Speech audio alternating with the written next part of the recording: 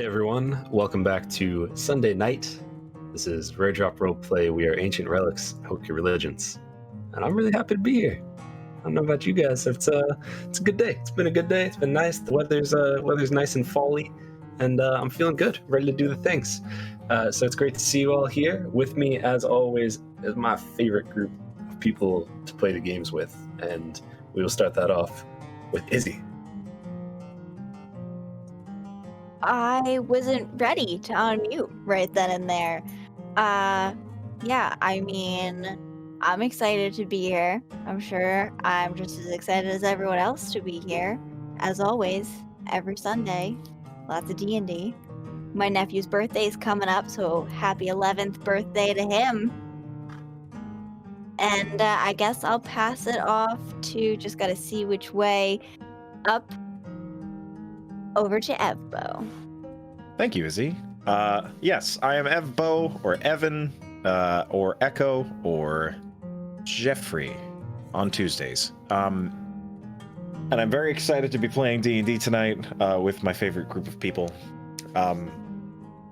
And nothing really new going on, but I am still streaming over at twitch.tv/itsevbo. I've been doing music streams. I think I'm going to start streaming Hades because I just beat it for the first time and it's excellent, and buy it. It's very, very good. But that's about all I have for today. What about Mr. Michael, right? That way. I'm just ready for another great week of D&D. Just, I'm Michael, Yoda, or in-game Mac, ready to rogue stuff up. Stabby. Let's do this. But first, Jake. We wanted to start earlier, but Michael wouldn't let us. I know, Michael was like throwing a real diva hissy fit kind He of said, a I thing. love to be late. It's my favorite thing in the world. It's totally Michael. Hate being late. Hate it. But yes, I'm Jake, one of the J's. I'll let you figure out which one of JnJ Tabletop. Josh is the other J, but yeah, so that's one secret we'll never tell. Evbo, streaming Hades sounds like a hell of a good time. I make bad jokes, as you've probably seen if you've seen the clips that Rare Drop shares on their Twitter account. Go ahead and follow them there, or yep, there it is, or on the clip show that goes out live on Saturdays, something you should all be checking out as well. As far as what's going on content wise, I have a personal Twitch channel, which I do stream at sometimes, but oftentimes it is our JnJ Tabletop stream going on there. And lately we've been doing some Among Us and having some ridiculous fun times, which you are all invited to, by the way. Just go ahead and follow us over on our Twitch channel and keep your notifications on. You'll see when that's going live. And yeah, I think that's all I have to say about that. So Awesome. Yeah. So, like Jake said, we are JnJ Tabletop. We release D&D videos every Wednesday. We also do some streams throughout the week. We just finished a Dragon of Icespire Peak playthrough. That's the D&D Essentials kit, and that was a lot of fun. Highly recommend whether you either just buy it, that'd be great, or if you want to watch our stream, that's also great too. But yeah, this is what we love to do. This is what we're doing. And just some more Rare Drop things throughout the week. Tomorrow is Monday, and that means it's Star Wars and Scotch. Pretty self-explanatory. It's Kevin and Darkness talking about Star Wars and drinking Scotch, sometimes beer. Next day, you have more Rare Drop Roleplay with Reckoning Hour. After that, on Wednesday, more Rare Drop Roleplay with Bizarre Adventure. Thursday is Ask Broman Podcast, and Friday is the Studio Blank Podcast. Saturday they do the recap. I think Jake mentioned before, so definitely check that out. And I do believe there's some merch now for Rare Drop Roleplay, which is kind of sweet. Currently, I'm rocking the King's Coast collection, but yeah, there's some Rare Drop Roleplay merch. So if you like what we're doing here, you want to support it, and you want to represent, check it out. Jake just dropped the link in chat. And before we get started with anything, we like to do a little lesson. And we've been doing a series, actually. If you've been paying attention, you can do command lesson. And Jake's going to continue that as we talk about spells in D&D.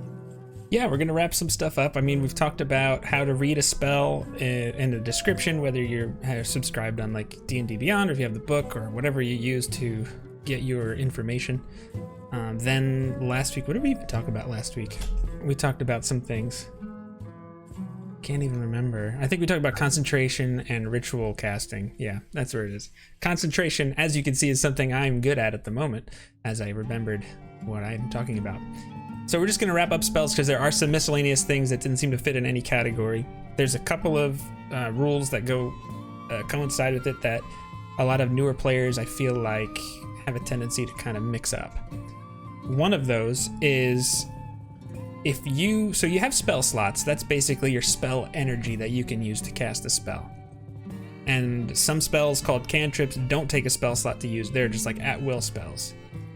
If you use a spell slot to cast a spell in one turn of combat, the only other kind of spell you could cast is a cantrip.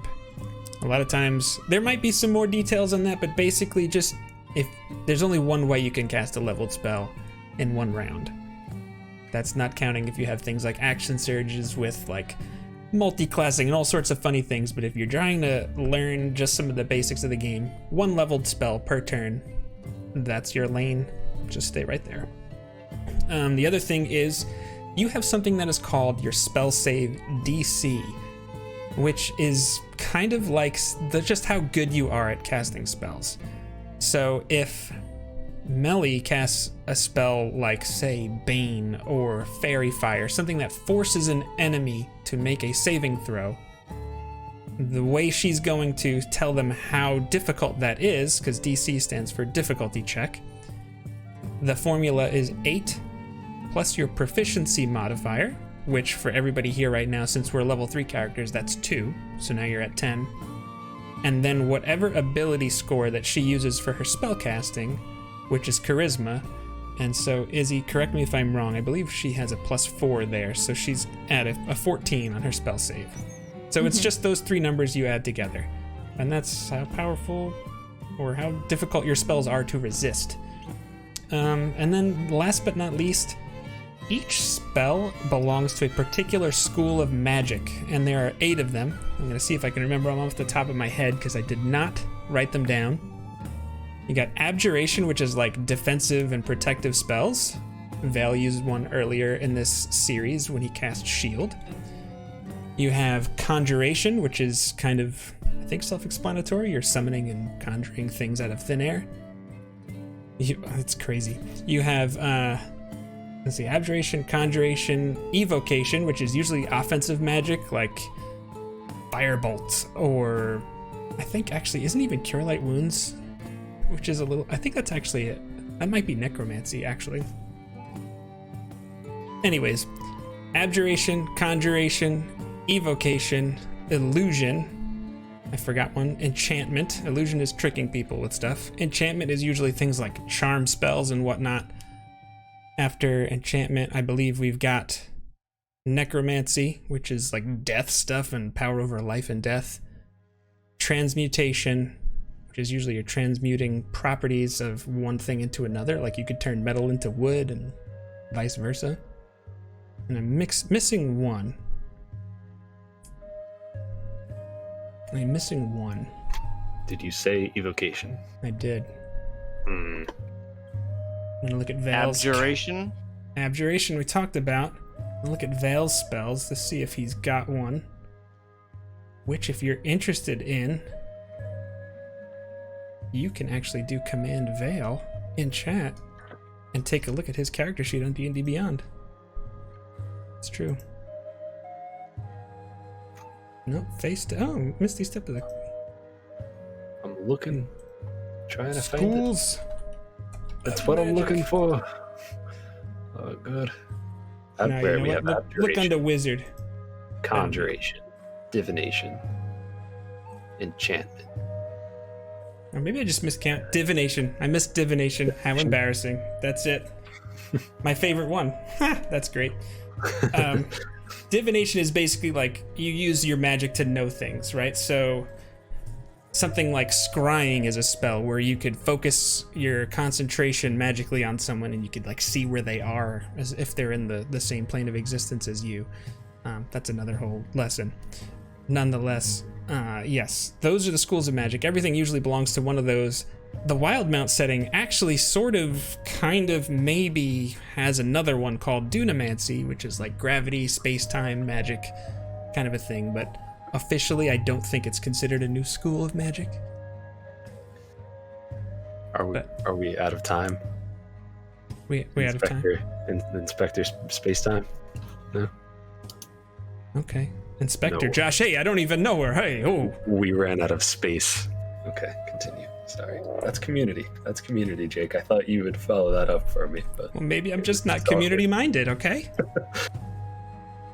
That's a lie. Anyways, yeah, that's pretty much all I have to say about that. That's spells. Command lesson has it's still the same link to the spells video if you're looking to play a caster. I guess there's more I had to say about it. If you're looking to play a caster and you want to know what spells you should either prepare or choose, I think there's some good tips in there. I would check it out. Command lesson. Back to you, Josh. Thank you for that, Constable Reggie. All these references I'm too old for. No, you watched Community. You just watched it. Yeah, those are deep cut Community things. But anyway, One watch through. no, I know. It's definitely obscure. But here we are. Is that everything? I think that might be everything. Only other thing I want to mention would be check out KMagic 101 and metric_methods with Izzee new podcast that is called The Old Fashioned Podcast. And you can find that if you just look up Old Fashioned. It's going to be on Rare Drop's website as well. So just check that out. They got a bunch of neat stuff going on, and it's a good time. It's a nice listen. It's bespoke. It's bespoke. I got a Alright. snarky reply when I asked them what that meant. Just saying. On Twitter. I bet you that was Mike. That's Mike. Probably. Yeah. He's very snarky. He's a snarky guy. With that being said, let's get back to where we were. In the land of Wildmount. So, last week on Ancient Relics and Hokey Religions, we found our group in the midst of a dinner party. Some kind of chaos ensued. There was a duel. People died. People ate. They drank. They were merry. They were sad. But after all of the drama of dinner with the tabaxi, they left the next morning with Rain to try to find out what was going on with the goblins. The goblins had been more organized as of late. They had been attacking just way better tactically than they used to. We used to have a goblin raid here or there, but now everything is much more direct and brutal. So they went out, they questioned a goblin, killed 2 other goblins. Somebody got like the D&D equivalent of gasoline poured all over him. It was a little messy, and they got some information that they were looking for, though. And that's where we could pick back up.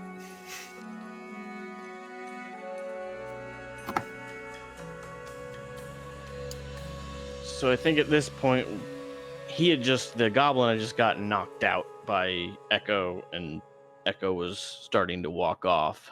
I think so. I start walking in the same direction as Echo is, and I kind of like I don't know if he's heading like in the direction that they said, or if he just is walking a little bit away from the group. He is starting to walk in the direction, basically kind of just like, let's get this over with, but he's a lot quicker than anybody else is, able to keep up with at this point. Okay. But you can tell by his body language that he's pretty upset. So I kind of like trot after him a little bit, still like just a little ways behind. And then as I feel like we're just I mean, I'm assuming that everyone else is probably starting to follow and head that direction also. I want to, Echo, hold on just a second. Can I talk to you for just a moment? I just want to explain what happened back there some. He was never going to get lit on fire. That was once Vale introduced a blade, I knew that the only way that it could go from there is to use the blade. And so I was just trying to find some other form of intimidation that wouldn't cause any actual harm, and trying to take it slightly, away from that. And I know that it may have seemed a little extreme, but he was never going to be lit on fire. It was never going to hurt him, like actually hurt him. I don't condone torture on people. Do you know what it is, Mac?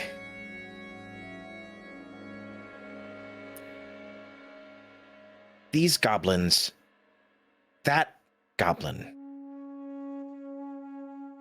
he sounded like a child. He didn't know anything. We didn't know anything about these other two either, and we put arrows right through them, and it wasn't until that bottle came out that it all came to my mind. We don't know anything about them. We made an assumption immediately, took 2 lives, and threatened to take a 3rd. Now, I am blessed that you took that action, that you did, ironically, de-escalate by escalating. But what it is that worries me is I don't know. There's something about what it said, what that goblin told us, that there's that grandmother, that rotten toad's tongue, that I don't think that these goblins are acting under their own volition. And I think that's why they're being so violent. And if that's true, then that means that we have attacked and killed people who don't have their own will to go by. Does that make any sense? It does. And I can understand why that would be hard. But there are a few things about that. And this is sort of a war. And in war, if the other person, whether they're being forced to run their blade through you or whether they're doing it of their own volition, that blade will kill you just as easily. And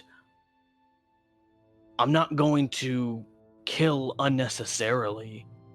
In the situation of him, we could have executed him, but instead we knocked him out. We're not bloodthirsty or out to kill any. And I don't know if the grandmother is controlling them. I mean, I know that goblins do tend to be a little feisty. Maybe they're a little more organized than normal, but the behavior in what they're doing and the attacking is something that we do see quite regularly. And now, I mean, I didn't really think about it of them being controlled. And, in situations like that, I usually assume that the person is just trying to not say anything because either he's worried about what they'll do if he gets back to them or something of that nature. So I just thought he was just playing dumb and not actually possibly being that unknowing of what was going on. But I mean, I honestly didn't even think of that side of it. I apologize if I seem like I'm being dramatic or anything. I know it's war, and I think I wasn't expecting. I didn't sign up for war. I signed up for a fun adventure with some new friends, and that very quickly faded, and I'm understanding that each of us has more of a responsibility than that. We have to take this more seriously. And I believe that you're right, that when it comes down to it, if they're attacking us, we'll have to do what we'll have to do. But at least for me, I'd like to focus on taking as little life as possible while we figure this out, and I think we should focus our efforts on this grandmother, whether that's by ourselves or if we find some information and bring it back to the tribe. But my worry there is that if the tribe gets involved, there's going to be no discerning. Every goblin that they come across will die. Well, I mean, obviously I don't know what kind of situation we may run into, but I do know that both me and you can hide ourselves decently well. Maybe if the opportunity arises, me and you can go in and try to take her out and see if there is a spell, if that breaks it, and maybe the goblins themselves will disband. I mean, it might be a little bit riskier, but if that would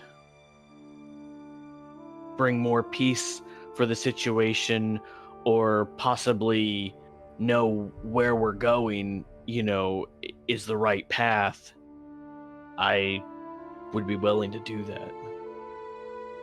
It is weird to say that there's a riskier road to take during a war, but Mac, I think you have a very good point, that if there was anyone who might be able to pull this off, I think we could do it. We may have to convince them when the time comes. I kind of just motion back toward them, but I think we could probably persuade them. I think Rain will be the hardest to turn, but I think we could convince her to at least give us a chance. She is a lot more reasonable than she was when we first met. Well, the other thing is, obviously, between Vale and Rain, we do have a couple of good archers to watch our back if things did go sideways while we were in there. That's a fair point. But and I wasn't raised with the same type of right and wrong in my own life. So for me, sometimes these situations, I just do what I feel like needs to be done. Now, I will say that you and Melly have kind of had a little bit of an impact on me, and the fact that I actually thought about trying to de-escalate the situation. But I don't have the same conscience, I feel like, that you guys have. I wasn't raised that way. Well, I will say this, and this is not my attempt to be high and mighty. Far from it. I've made quite a few mistakes in my time, but the fact that you're trying and that you're acknowledging that there's something to strive for there means more than you can imagine. So, well, the irony of the situation right now is the fact that I left my family to get away from doing a crown or a leader's bidding and just dealing with the consequences of it, and you're the one that, the person that's down there on the ground is the one that takes the brunt of it, not the one that's back at camp giving the orders. And I kind of left to get away from that, but here we are kind of in the middle of it again. But at the same time, if I can at least know that it's for a good reason, then maybe it's different. I don't know. well, why don't we give it a shot and see what happens? Okay. And I'll reach a hand out. I shake his hand. All right, let's, I guess, get a better idea of where we're going. Thank you, Mac. Thank you. And yeah, I'll rejoin the group. Before you guys get back, Rain is just gonna kind of look at Melly and just be like, is this something that they normally do? They go off together and have private conversations. Is this a halfling thing? I am not very familiar. We all are on very interesting individual journeys, as well as the main one together. So I think they're just, talking about the path that we've taken just a moment ago and the path that we'll take moving forward. If that makes any sense. It is good to think about the path before you take it. We actually haven't known each other very long. Believe it or not.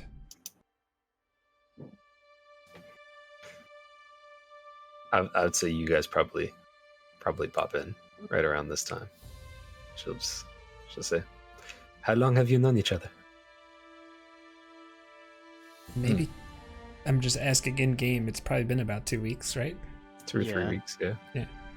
10 day and a half. Yeah. Wrong realm. Take that back to the Forgotten Realms, nerd. A couple of weeks, perhaps.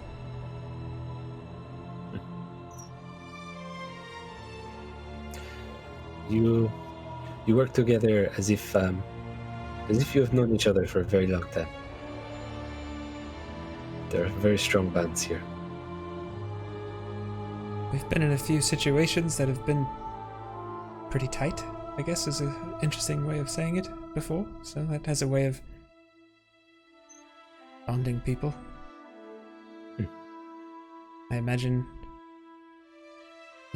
anybody that you've gone out on a mission with and had to rely on to keep you alive, that does something. Yes.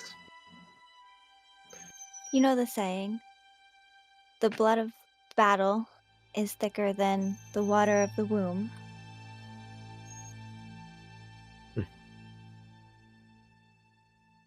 That's equally true and disgusting. Thank you for that. I like this. But anyways, Echo, I just want to say, I very purposely did not cut the goblin and had no intention of doing that. I imagine he just glances over at Mac. I imagine he said something similar to you. Just want to be accountable for my actions. It's all right, my friend. I understand where... I think I understand where everyone's intentions were. It's more the concern that... Well, not to go through another 10-minute conversation, but I believe that these goblins may not be acting under their own will, and this grandmother may be directing their movements, at the very least, if not possibly controlling them. Rain, how different have the goblins been lately? I mean, when I spoke to your father, it seemed as if maybe they were doing the same things, but they're just better at it now. Everything has changed lately. Okay.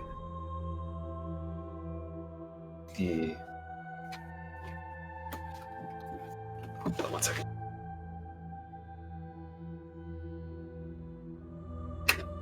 Nothing to see there. Everything has been different. The goblins, they usually attack, but that is mostly a problem of turf. My people move around very frequently. If we are on a land that a goblin believes is a goblin land, then they will shoot first and ask questions later, so to speak. We do get the occasional attack or raid from goblins, but never anything like this. Never organized with an ogre, like we saw before. Even the spiders, or the frogs and rats have been aggressive lately. Frogs. We haven't encountered any of them yet.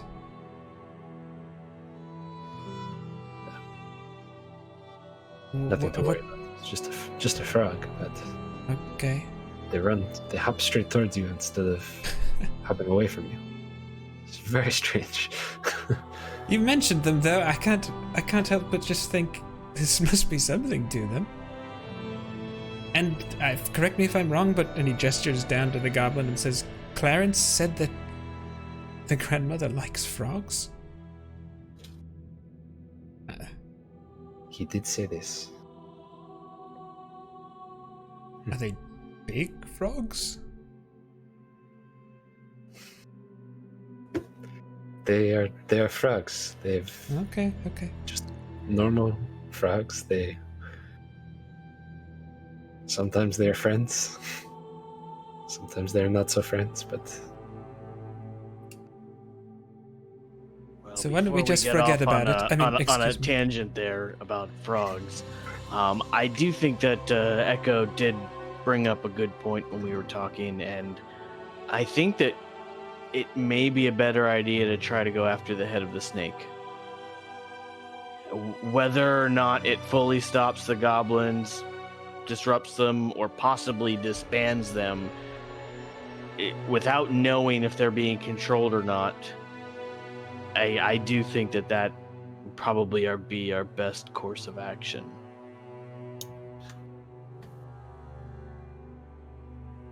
Well, Rain, you did say this was a scouting mission. Did you have any particular goal to know if it was done, or something Well, else? we were looking for information, and it seems that we found information. I was planning on just going back to camp and letting my father know what we have seen. But you wish to go and find this grandmother? At the very least, I think we should find the grandmother and possibly at the very least scope out what's around her, because we didn't get any real information as to the numbers or how large or what it is that may be out there. All we have is somewhat of a location, and we don't know if we're dealing with a band of 10 goblins and the grandmother or 100 goblins and the grandmother, which I feel like would drastically change the course of action. This is a battle that you would join us for. You have no obligation to do this. I kind of glance over at Echo. To be honest, Miss Rain, I think we do have an obligation. And that obligation is that we see someone in need and a potential to potentially lower the amount of carnage that can come from resolving this.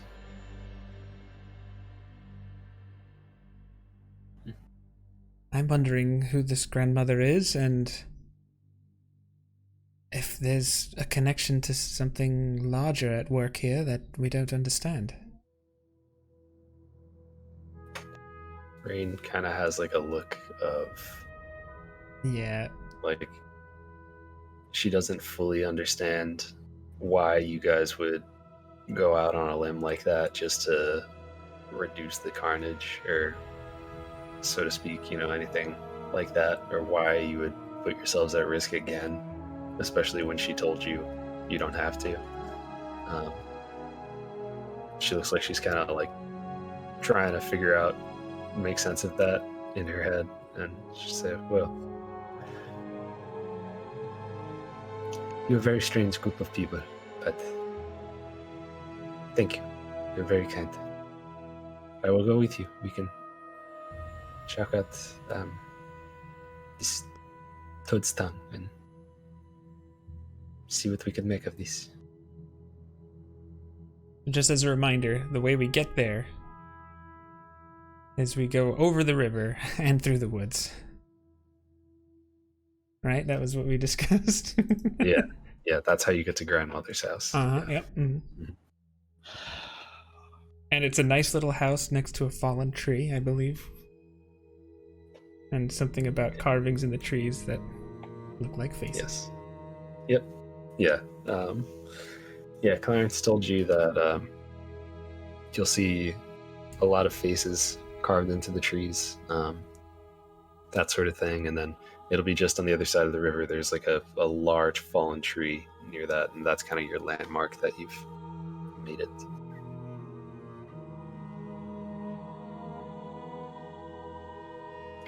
Well, should we just leave Clarence to wake up with a headache?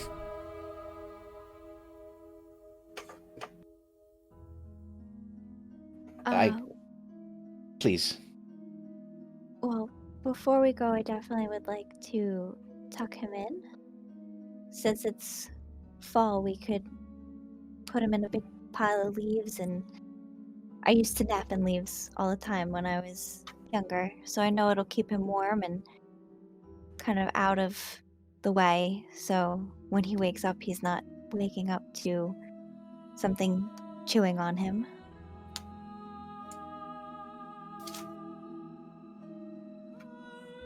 That's fine with me. Agreed. Yeah, so Melly will find like a tree that kind of looks like it already has like leaves towards the bottom. She'll bring him over and like kind of like make like a little like spot for him to lay in, and then like cover him up with the leaves so it doesn't look too sus.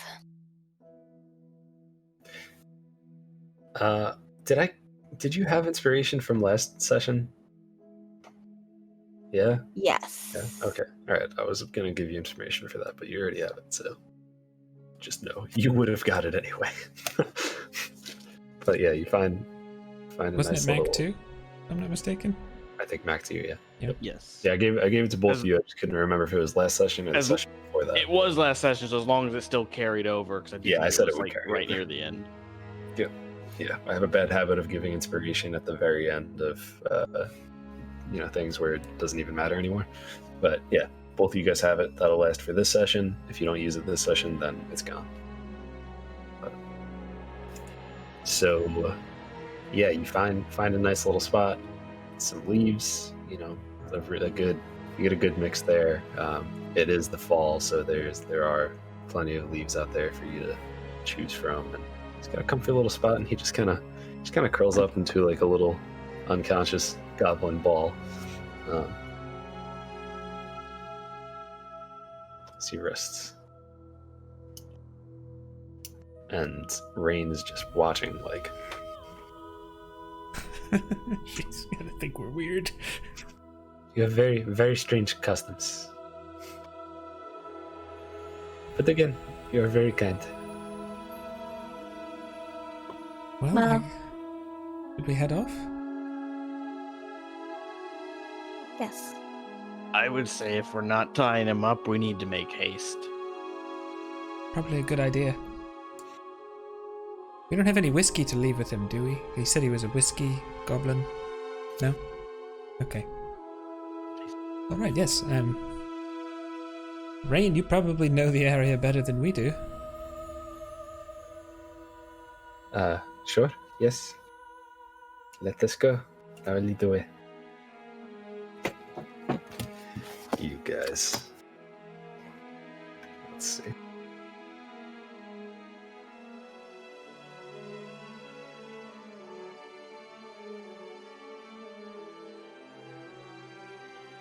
She will roll her survival check. And Can I assist her? yes, you can. Okay. You can assist her by rolling one yourself. Okay. Because she's like, I don't want your help. Yeah, that's not so bad. 15 plus 1, 16. Yeah, that's better than her 9. So, yeah, she Awkward. she kind of starts looking around and just kind of be like, through the river, over the woods. And then you're like over the river through the woods, grandmother's house, and you start walking, and she's like, ah, yes, and she'll follow. There's like a little rhyme you could do. Over the river and through the woods, to grandmother's house we go. Okay.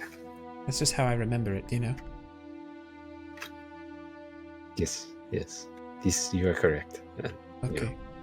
I guess they'll start making your way downtown, upstream.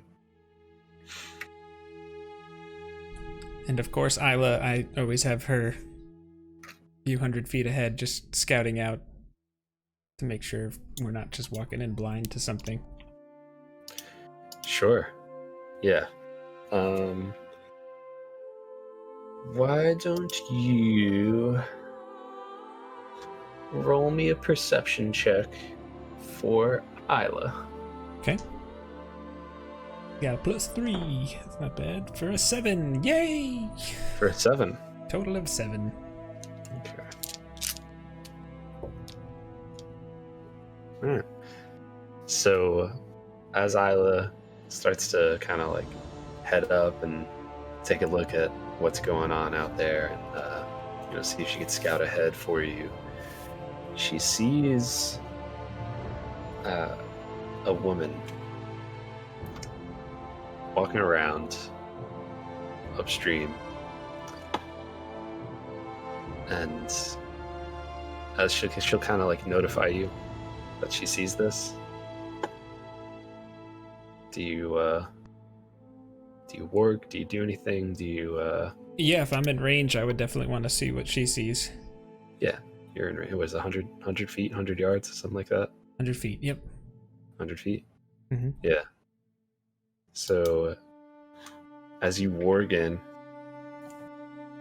you kind of just roll back and start to watch what's going on, and put my hand on Melly's shoulder so I'm not walking around stumbling blind in the woods. You see through her eyes, and you see a woman, piercing green eyes. Is it the same woman from a few weeks ago when we were? It is the same woman. Okay. Walking around, maybe about like, we'll say just like a little bit into the woods, away from the river. Maybe like 75 feet out, something like that. I would just relay this as I'm... My internet just decided to stop for a second. We can still hear you, if you can still hear us.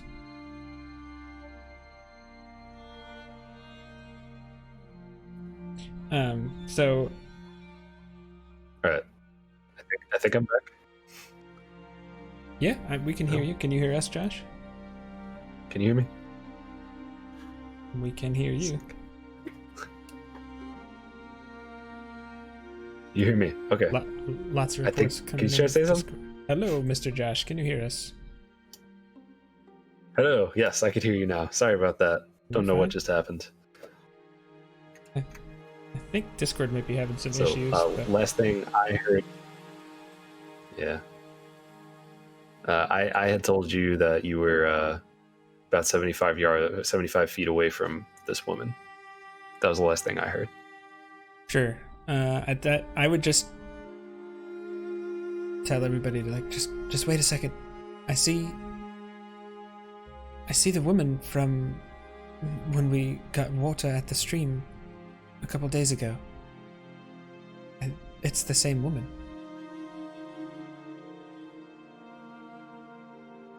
Wasn't just tell her there a face carved into a tree where she was? There was. Josh, didn't it look like gnomish or something like that, did you say? Or I'm trying to remember what that original face was. The face that was carved into it? I think I have it right down. Yeah. Okay. Is she leaving footprints? Does it seem like she's interacting with objects and leaving footprints? She is kind of like... It's not like it's muddy ground or anything, so you probably wouldn't really notice footprints in the area she's walking anyway. Like there's some grass and that kind of stuff she's walking on. Mm-hmm.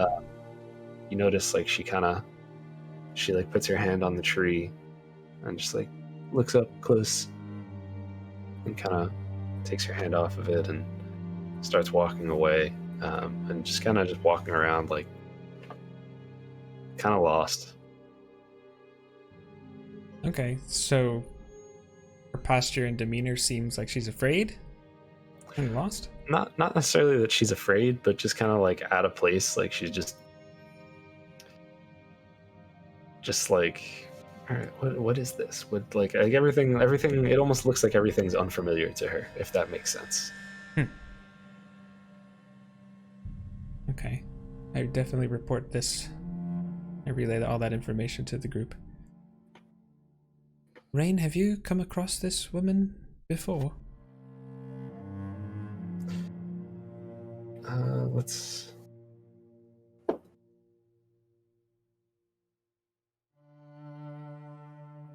Rain, we'll say.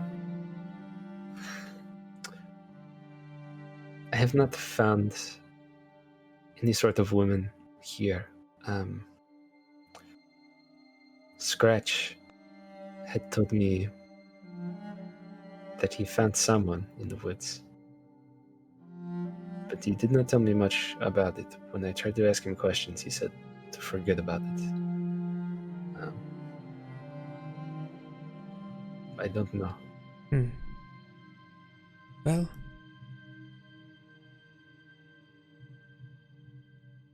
it seemed like every time I talked to her before, she like would freeze up and then eventually just ran off. She might speak Elvish, I think. Is the area that she's in, does that look like the area that the goblin was talking about? Or does it look like we haven't got there yet and we're a good bit before it? It doesn't look like the area that the goblin told you about. It's kind of just like more wilderness. My gut says to continue on and to avoid her and to continue on our mission. Shocker. Considering I didn't interact with her the first time I saw her. If this was a TV show, you'd see the flashback of Mac looking at her, be like, none of my business, and walking away. Getting my water and leaving. Yeah. Vale just looks at Melly and Echo. I think in this instance I'd have to agree. The fact that the carving was on the tree the last time that we saw her, and she refuses to interact with us. I think that there's more to this than what it seems. Our little goblin friend mentioned carvings in trees. Or what if she's under the same spell that the goblins are, if there is a spell? With how she seems to be walking around confused and doesn't seem to be... I don't know, she doesn't seem to be this grandmother creature, which may mean that she might be being controlled by the grandmother creature and could possibly warn her that we're coming if we interact with her. It could be an opportunity to learn. What do you think, Melly? Well, she didn't really interact with us before, so I don't know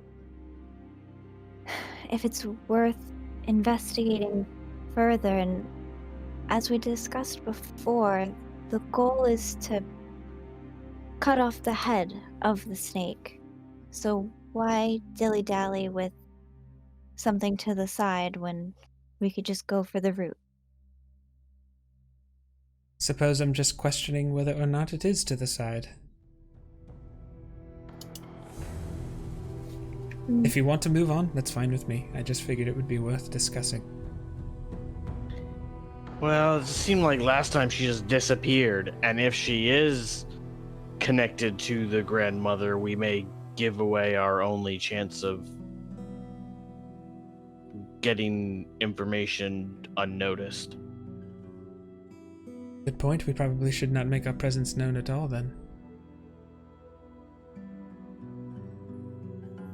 I mean, if we want to stay here for just a little bit and you continue to observe her to see if there's anything new or different, we can. But at the same time, I do feel like time is a little bit of the essence currently. Maybe we'll just walk the wide way and I'll keep an eye on her. Just make sure I don't fall. So Vale will just stay keeping his eyes on her through Isla. And I just follow wherever the group is going. Isla's perched on a tree. Yeah, just within eyesight, but trying to stay hidden.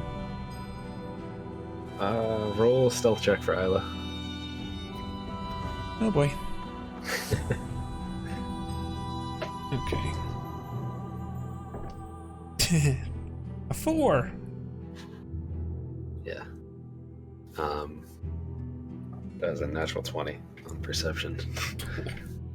So I'm not sure where this is headed. Okay. The woman, you see her kind of continue her path that she's been continuing on, and then she stops and looks up, and she just seems to like take note of of Isla sitting there. Turns her head,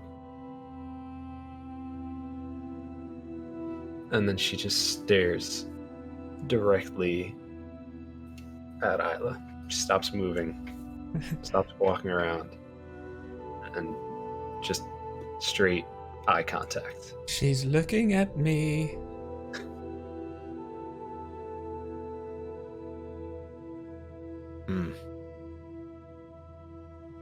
Act like a bird and then fly away. Yeah, I just tell her like, you know, like maybe she's got like an itch or something to like, you know, try and scratch under her wing or like caw once or twice. Act like a bird, right? Is that what you're trying to say? Roll me a performance check. Just do bird things.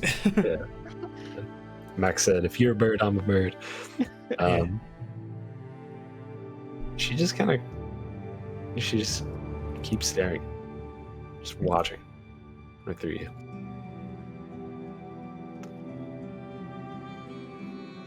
I mean, I think the rest of us are just still taking that wide angle, right, to get around. Mm-hmm. If she's looking at Isla, then she's not looking at us. We should probably keep moving. So Vale didn't hear that, but he's just following what you're doing because he hears and sees Isla. He's just like blind and deaf where he's at.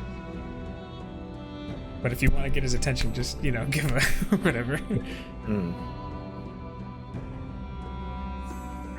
After you make it 25, 35 feet or so, Vale actually loses his connection to Isla just because of the distance. And you continue on your way. All right. Okay, so does Isla come back to me then? Did you want Isla to come back to you? I mean, if I'm at a point where I'm not even going to be able to communicate with her, yeah, I would want her to. Okay. Yeah, she. Yep. Just pops back over, hops on your shoulder for a second. That's a good girl. Just kind of scratch her nose, her beak. She starts kicking her leg. There it is. All right, so when you guys move across, are you trying to just get there as fast as you can? Are you trying to be sneaky about it? Are you trying? How do you try to approach your destination? I mean, I would think that we would be sneaking / like we're scouting. So we're trying to be quiet and we're looking out like to see if there's either anything. And with the amount of us, I would think we would be covering most directions. Sure. At least the 180 degrees or so in front of us, and maybe even a little more to the sides. So why don't you give me stealth and survival checks for everyone? Okay. Just one at a time.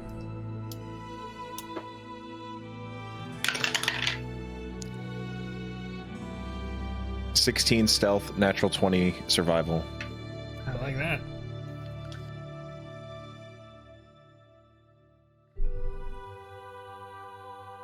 I got a 10 stealth and a 3 survival. Okay. I got a 24 stealth, 6 survival. But I would kind of... Go ahead. 18 stealth and 14 survival. Okay. I feel like Melly and Vale would probably kind of be more in the back, and he would just be next to her, so he would have a guide if he uses Isla, and the three of you would probably be a little more up front and spread out, just for visual reasons. Are we in agreement? Is that... Yes. Alright, cool. So, yes, Kelly, if you roll a natural 1 on a survival check, you just die immediately. So survival is like a tracking type thing. That's what we use survival for. Perception probably would have been better in this case for what I was using it for, but it's okay. They're pretty similar. So, as you guys continue, you feel like you're all being pretty quiet. Like, people... If there were other creatures nearby, you don't think that they're going to notice you. You feel pretty confident that you're doing an okay job. Echo, you notice this first. You just start seeing periodically just some faces carved into the trees. Sometimes you see face. Sometimes it's a frog. Sometimes it's mostly just faces and frogs are what you've seen, and you see them. At first it's like you see one, and it's like, that's interesting. But as you keep moving forward, you start to see more and more of them, to the point where every 20 feet or so there is a tree with something carved into it. And as you continue on, you look and you see in one of the trees these like ragdoll type things that are hanging from it. And there are 5 of them. One of them is a beautiful looking human woman. The other is a halfling carrying a staff and wearing some snazzy clothes. The other one is an elf-looking creature wielding a bow. You see another halfling, this one with just a small blade in his hand. And then you see a cat. And they're all just dangling from a tree. Melly, you would notice that as well. Well, they know we're around. Why do you say that? And I just point. Oh. Are they just like hanging there like from a noose of some kind? Like is it like, or is it like around the shoulder and torso? It's like the things that they'll make for like almost like snowflake type things, the chains for like, oh, okay. I guess it's like a Christmas decoration, the paper Like type, a banner streamer kind of. Yeah, where they're all like connected. It's kind of like that. Okay. Well, I've heard when you get famous, they make toys of you. Just didn't think it would be so soon. Yeah, let's add a chuckle. Is it bad that I kind of want it? It's just some wind, and you see it start to sway. How far is it? Like high in the tree, or is it reachable? It's like it'd be tough to reach it. It's probably like 10 or 12 feet up, something like that. That's not an impossible height. Tough for some. Just saying. Yeah, well, yeah. Should we remove this? There's something about this I don't like. Obviously, the likenesses are concerning. No coincidence. Well, we did interact with the lady previously, so that could be where they got our likenesses from. Or possibly if this grandmother could warg into the goblins and ogre that we were fighting that day. I don't know Rain what was kind not of with control us. she has. Exactly. Rain wasn't there. Not the first time we interacted with her. You don't think these faces can see us or report us to the grandmother? Maybe? I want to touch it. Magic is a little out of my element. I don't know. I mean, I kind of want to say anything's possible. I want to You know touch it. what? Can I try to make some kind of a perception or investigation check to see if I see anybody nearby? Good call. Sure. I'll let you. That sounds like perception. Okay. Looking, It's just sort of this moment of like, wait, like, yeah. Trying to spot a person is more perception. We're all staring at this one thing. If you were looking for something specific, that would be more like an investigation if you're searching for something. that is a 16. 16? Yeah, 13 plus 3. Yeah, you kind of look around. So you have this moment of realization of this might not be a good situation we're in here. And you don't seem to notice anything other than the ragdolls of your likeness. Do you think we should take these down and destroy them?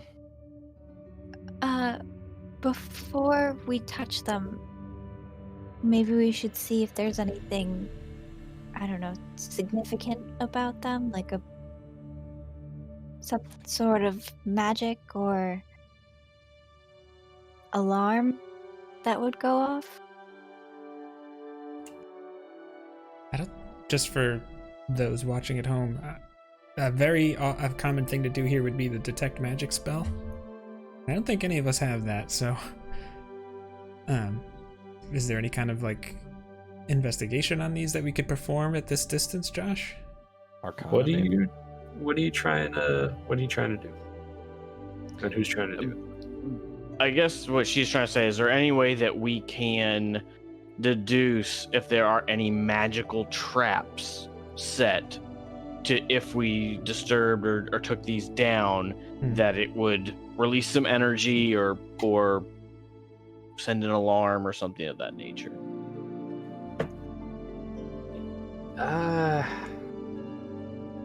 I'll let you roll Arcana, guess. I'm not really sure if that's within the scope of Arcana, but we'll allow it anyway. I feel like that should probably be something that Melly does as opposed to me. With me having no magical powers at all, I feel like that wouldn't be something in my wheelhouse. I mean, I can roll if you want me to, but No, Melly can roll. Could I assist or also? This is gonna be a pure Melly thing. All right, I'm gonna use my inspiration for this. It's probably good. All right. That lets her roll at advantage. Oh my gosh, this is Uh-oh. terrible. Oh no. That is a 10.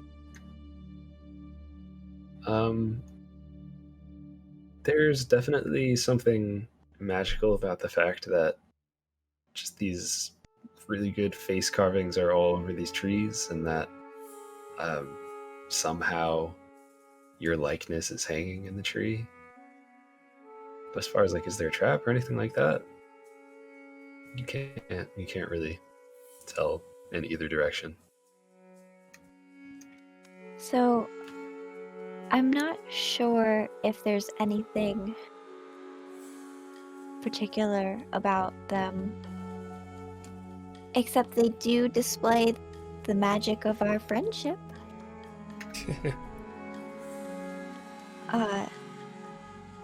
I don't know if it's a good idea to remove them, but I also don't know if it's a good idea to leave them up there. You know me, I'm always curious.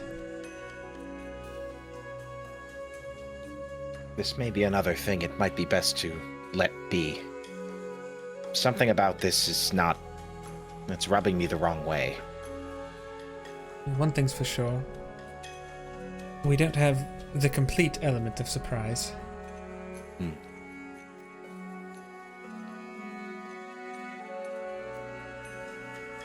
Well,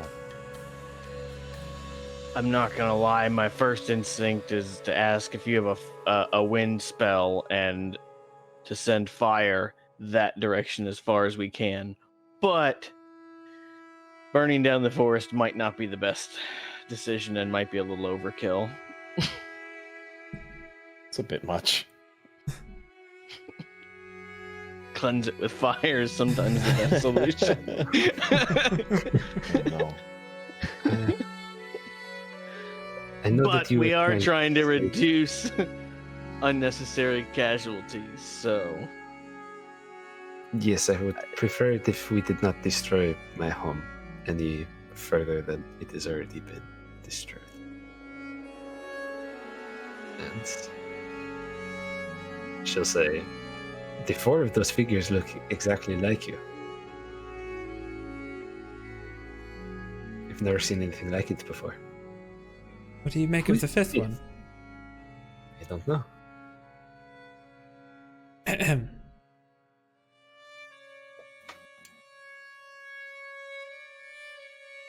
Really, Rain? You don't know?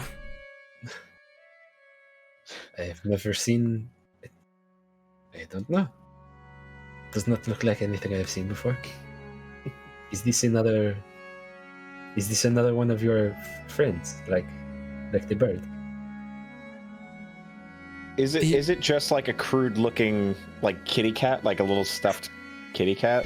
It kind of is like a cat, but it has the same colors and the same like really fierce eyes as Rain It's a pretty does. good caricature. She's just not picking it up. Yeah, it even has the ball of yarn in its hand and its paw. But-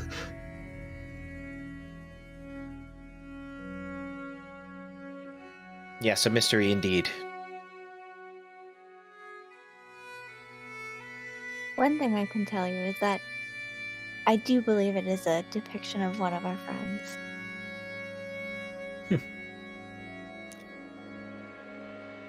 I think I would like to meet this friend someday, if I see you again.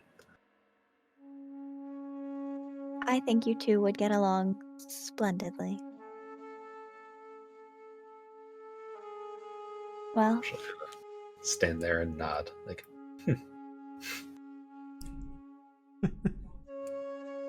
I guess we're just continuing then. Alright, let's do it. all right. I want to go poking everything. Do you? I don't do it, Okay. especially since everybody said no. Yeah, I mean, Also- like, God. Melly's also gonna like put her hood up, but like not like past like her face, just like on top of her head, so she can still see like in peripheral vision, but she wants to feel a little bit safer, so she's got her hood up and it's on the brown side. Okay. No spots this time. No, no spots this time. Okay. Okay. So, why doesn't everyone give me one more stealth check? Okay. That's pretty good. 19 for Vale.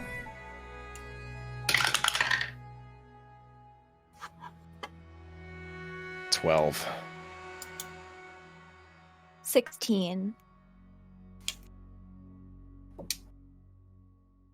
Did you want Right. one for Isla too? Nah, that's okay. Okay. Well, is Isla flying out ahead, or is she still on your shoulder? I would typically, standard operating procedure would be her, 100 feet or two in front. Okay, all right.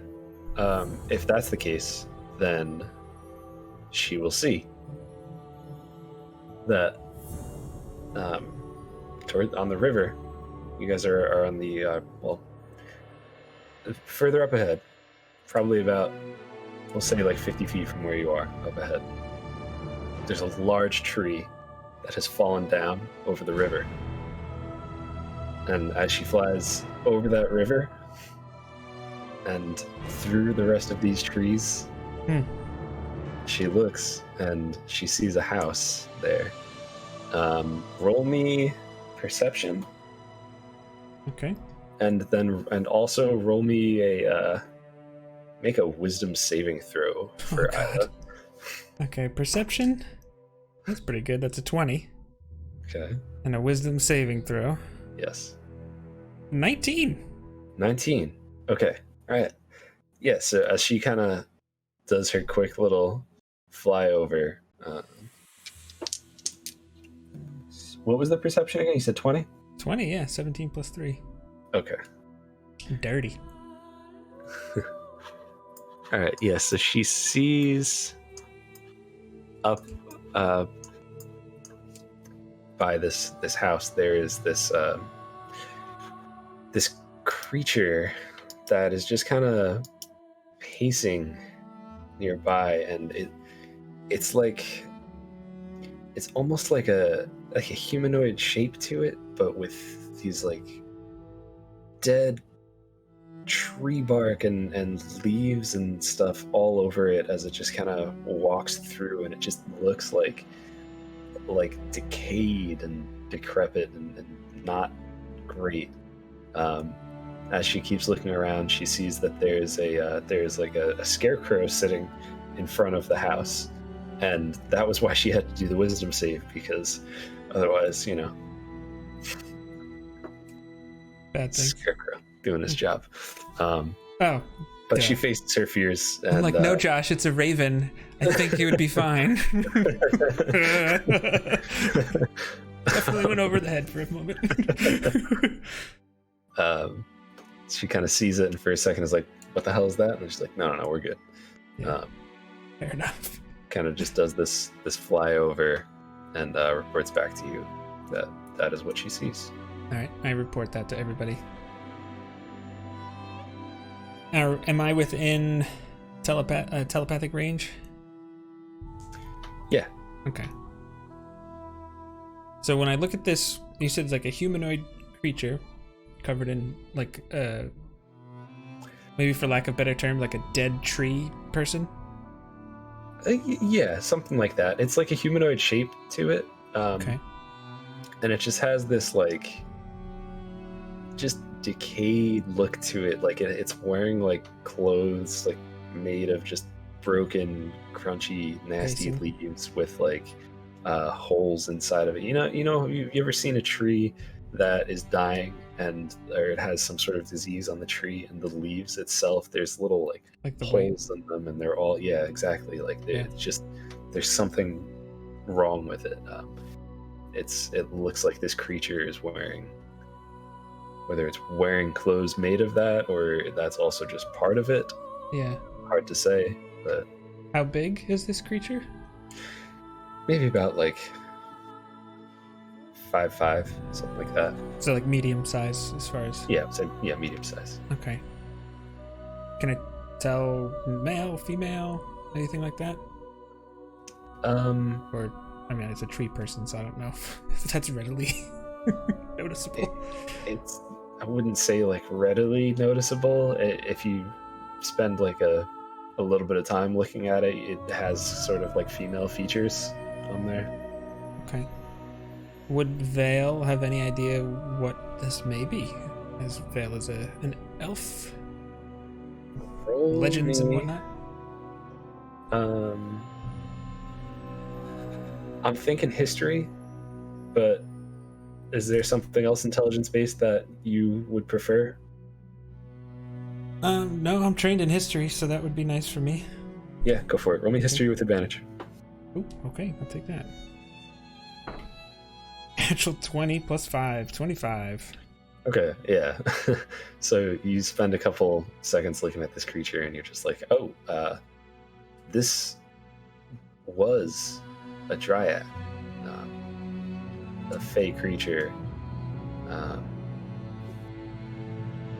Normally something that just kind of has like a warmth and it's just more of like a happiness to it. Yeah. It's sort of like the magic of nature when you see these creatures, like that's what it is embodied. And it's usually something nice to see, but this one has been corrupted and twisted, and what was once a beautiful creature is now just disgusting, diseased and hideous.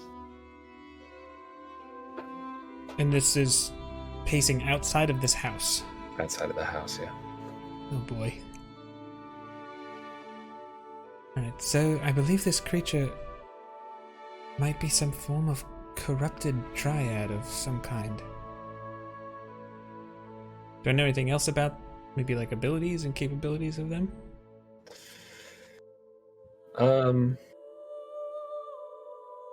You'd know that typically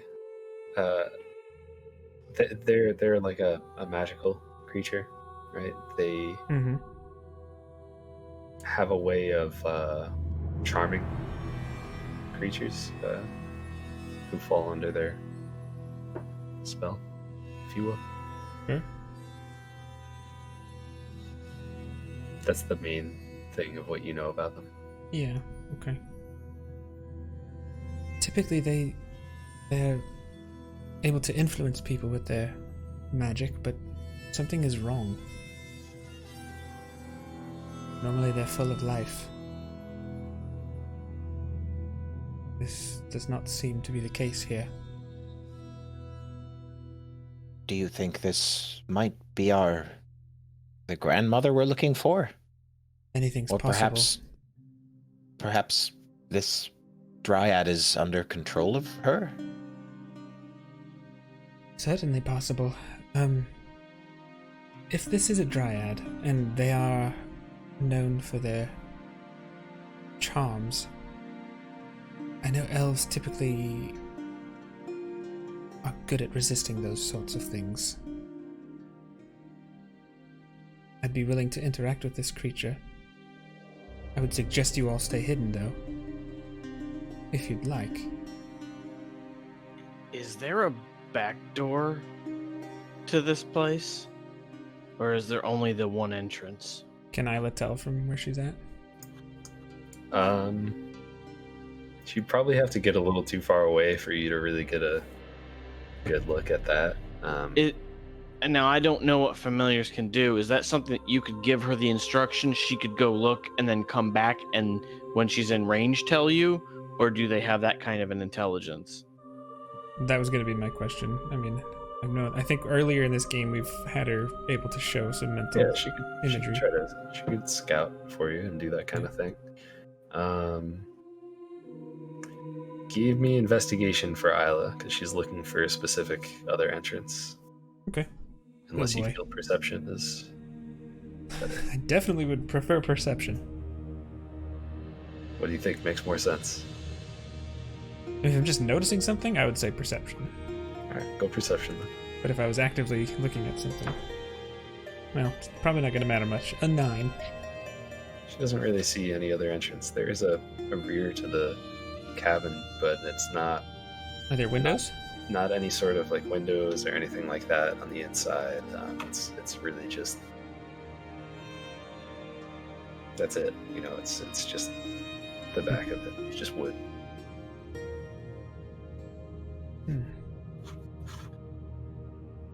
This would appear to be the place that we're looking for.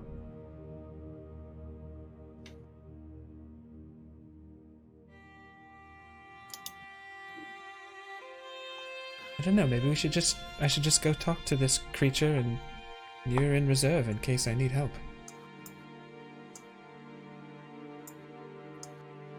if you really want to talk to a corrupted creature, I'm not going to stop you, but I think this is a terrible idea. How do you propose to proceed?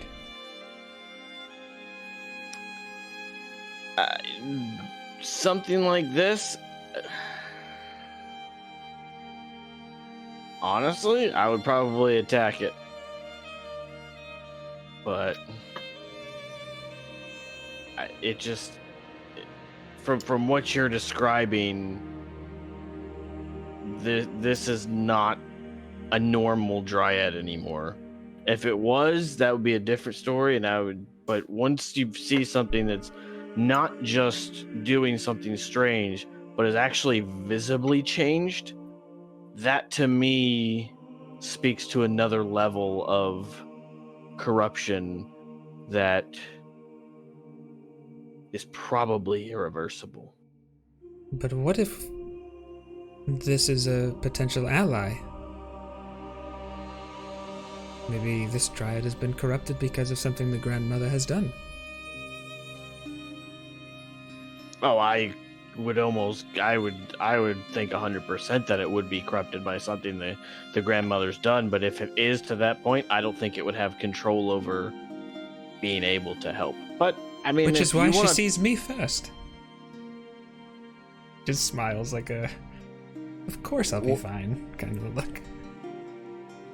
What if we do a mixture of both? Mac, what if you and I circle around either side, and our friend Vale here attempts to make some sort of contact? Best case, sure, maybe we find ourselves an ally.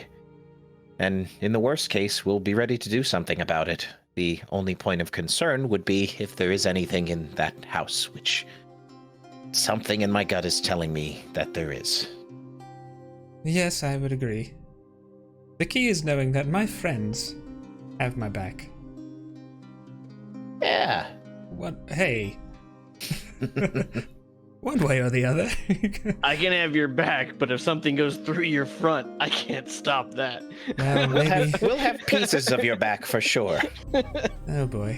With friends like you. I mean, again, if that's what you feel inclined to do, I mean, Listen. You're not asking me to go talk to it, so It's not a matter of if they're going to notice us, it's a matter of when. And if we can control that moment and who they see, I think that gives us the advantage. And I'd rather have someone that can charm us see me first. That's really the only thing I'm thinking about.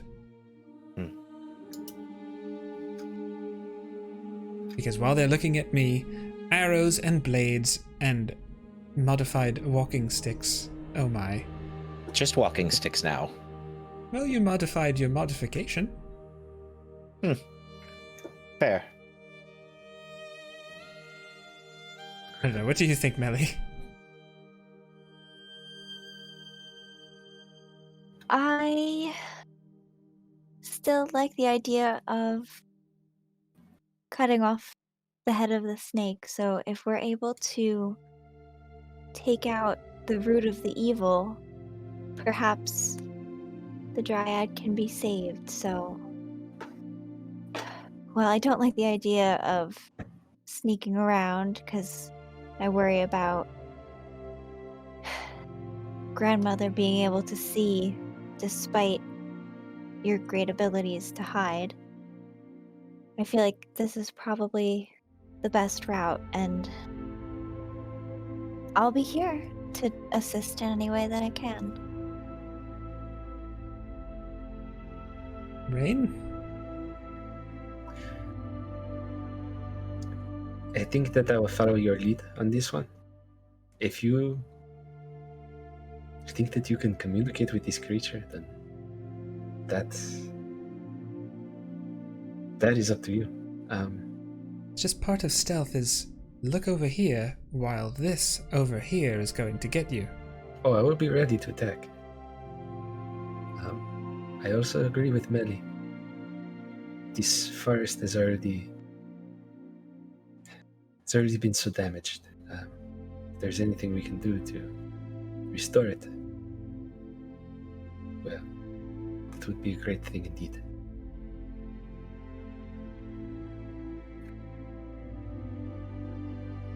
Are you guys gonna fan out? Is that the just on regular player table talk? Okay. Yes. All right, Let's do so everybody could open up Fantasy Grounds. Oh, I have shared a map with y'all. it is loading. Oh my gosh. Okay. I'm scared. Somebody, Skelly, can you hold me? I trust you. That worked out well for me.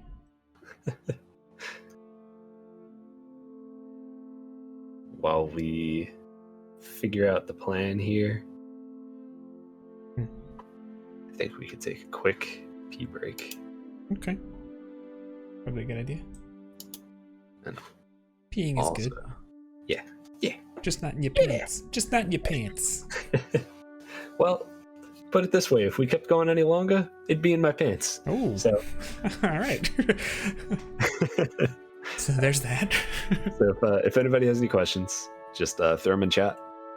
As soon as we get back from a quick 2-3 minute break, something like that, then we will start answering those questions, and then we'll get back into the swing of things. So we'll see you in a second. You know, one of the most interesting things I've found so far about quite a few of our different things is how often, like, I don't want to be that rogue that wants to just attack everything, but like it just sort of fits like in specific situations that just like that's what he would do. Hey, you're a tactics person. Right? Granted, well, I and at did the end of walk the day, you're away playing from a that woman character. with the stream, though. By the way, originally, so I don't kill everything. Well, the other thing is, I think it's interesting to look at tactical thinking from the point of playing a character, right? So Yeah. Michael is looking at Mac's point of view, and Vale has a different way of looking at the same thing, because he's like, if I can control the moment they notice us and who they notice, that's also tactical. It's just a different... Yeah. I don't know. Yeah, no, you're 100% right. That's we have a video on that. If you do command JnJ, and for That's those true. listening at home, that's youtube.com/JnJ Tabletop. We did a video about role playing in combat, and that's exactly what Jake's talking about right now. So Yeah, so Vale, he's got some protective instincts there, so it's definitely he's like a mama bear. a little bit. And I also think it's fun because one thing, so the concept of metagaming is definitely a thing, and so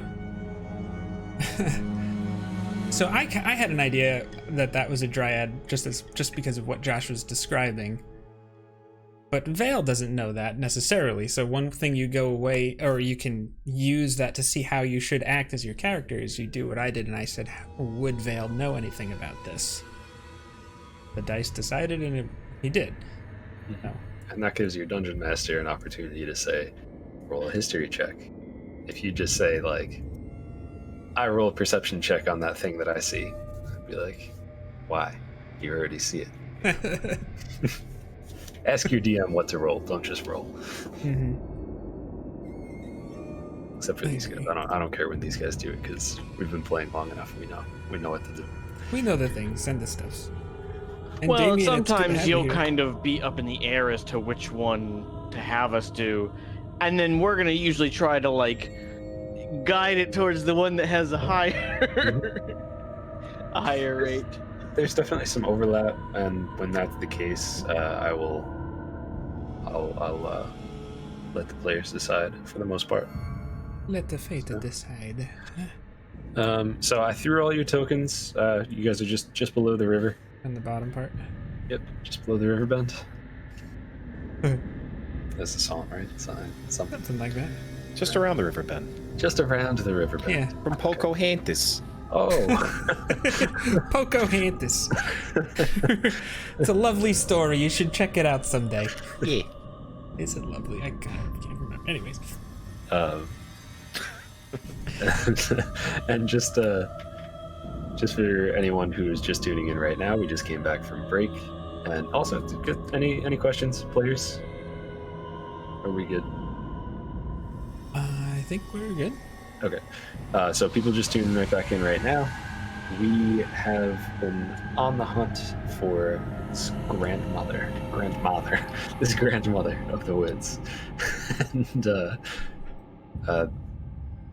Vale had kind of peered ahead with his raven familiar, and he saw some sort of corrupted dryad at this house that they had been looking for.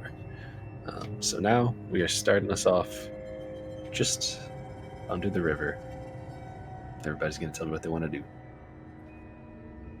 So what do you want to do? Valley's gonna look for some reindeer.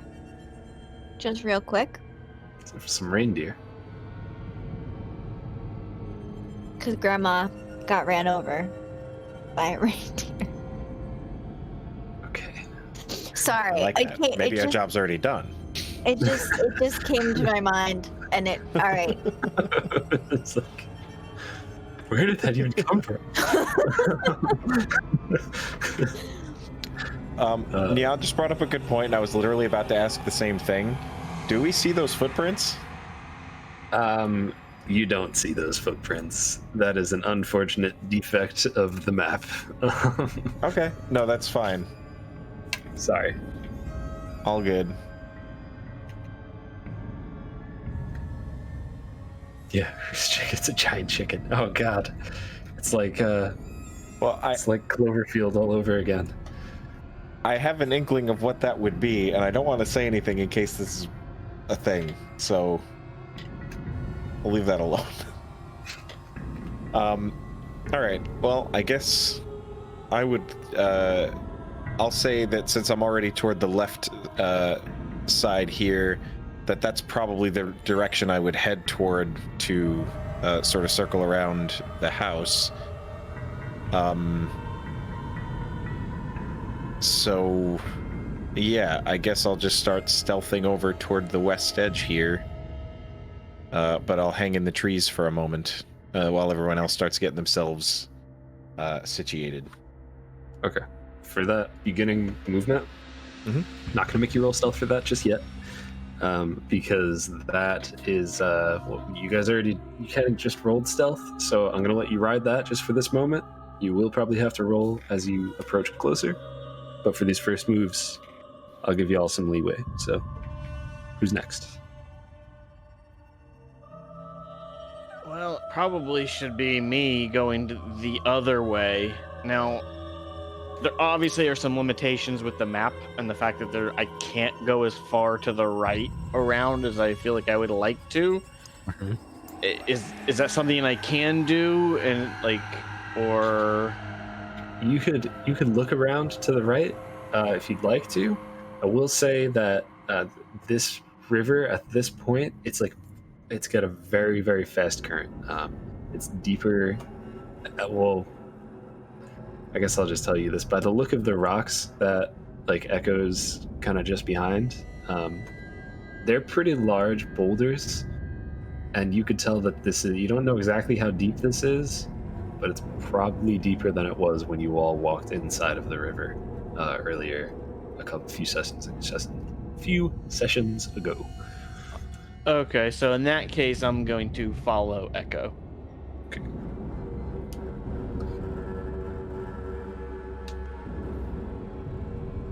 Anybody else? Vale looks at Melly. Don't you mansplain what Melly does. My words! He looks at Melly and Rain and just says, probably should cross here alone. I don't know where you might... Is that Rain, actually, that you just moved? This is Rain, yeah. Okay. Unless you have another idea.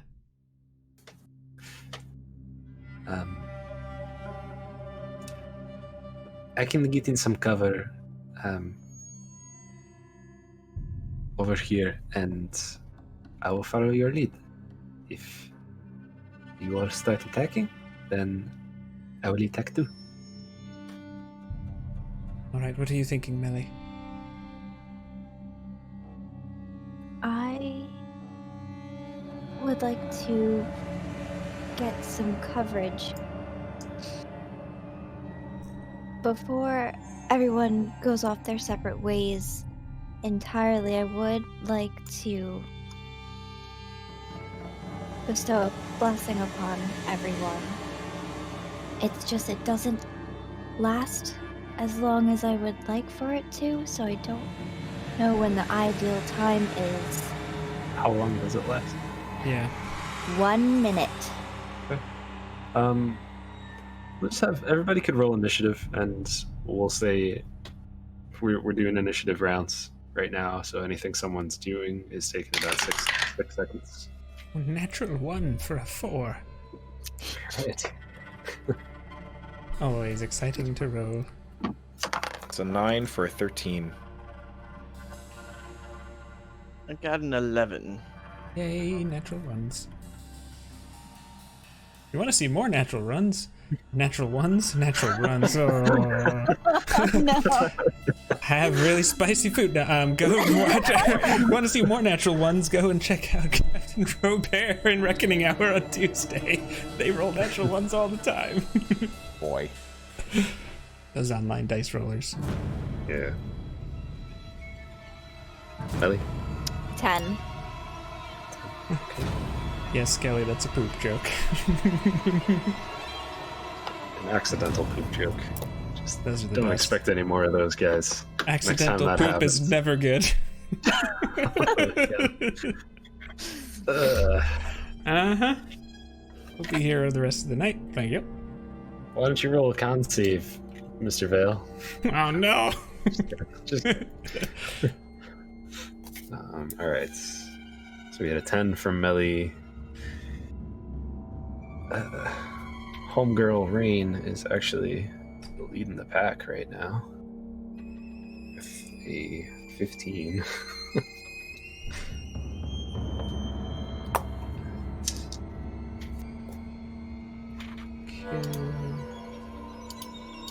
Oh boy, I have so many tabs open right now. All right, and you, Melly, you said you wanted to do a bless. Is that what you were planning on doing?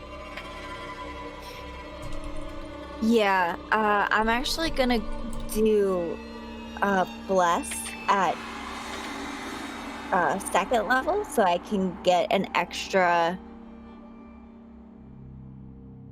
person in there, and I'm gonna include Rain in on that. Awesome. Yeah, what does it look like when you do this? So just gonna hold my crystal in between my hands and just say, bless them.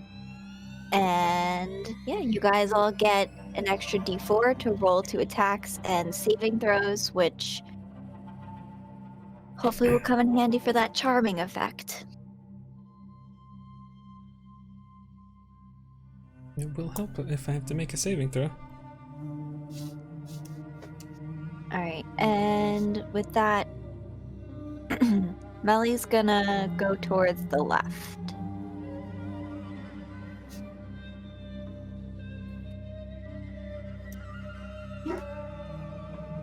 Oh boy. Indy's not happy about something. Okay, Rain is gonna kind of park herself right on the underside of this this broken tree and just kind of get some cover hiding away there. And Vale, are you what's your plan? Are you gonna start walking across this right now, or are you waiting for everybody to start crossing the river first? What are you thinking?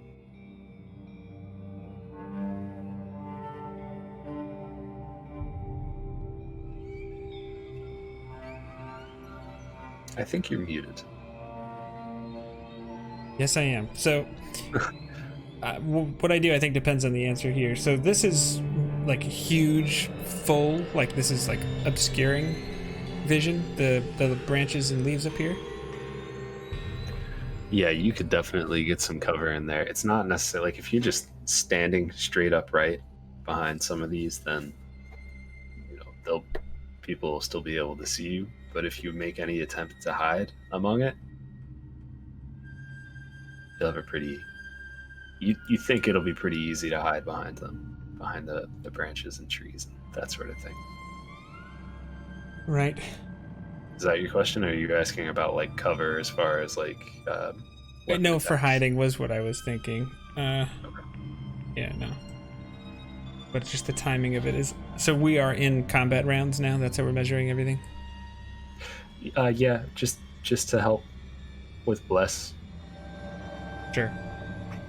Vale is just gonna walk up to like kind of right behind Rain.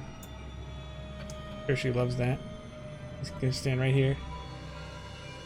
And then he's just going to turn in the direction of the three of them and take out his copper wire and cast a message to Echo and says, I know you can telepathically communicate. Just let me know when you're in position. You can reply to this message.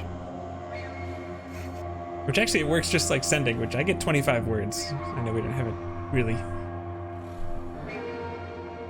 capped that yet. My range is not that great. I hope that I will be close enough to speak with you.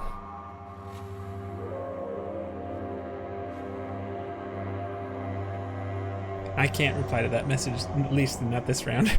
But I'm probably not even within 30 feet of you now. I don't think so.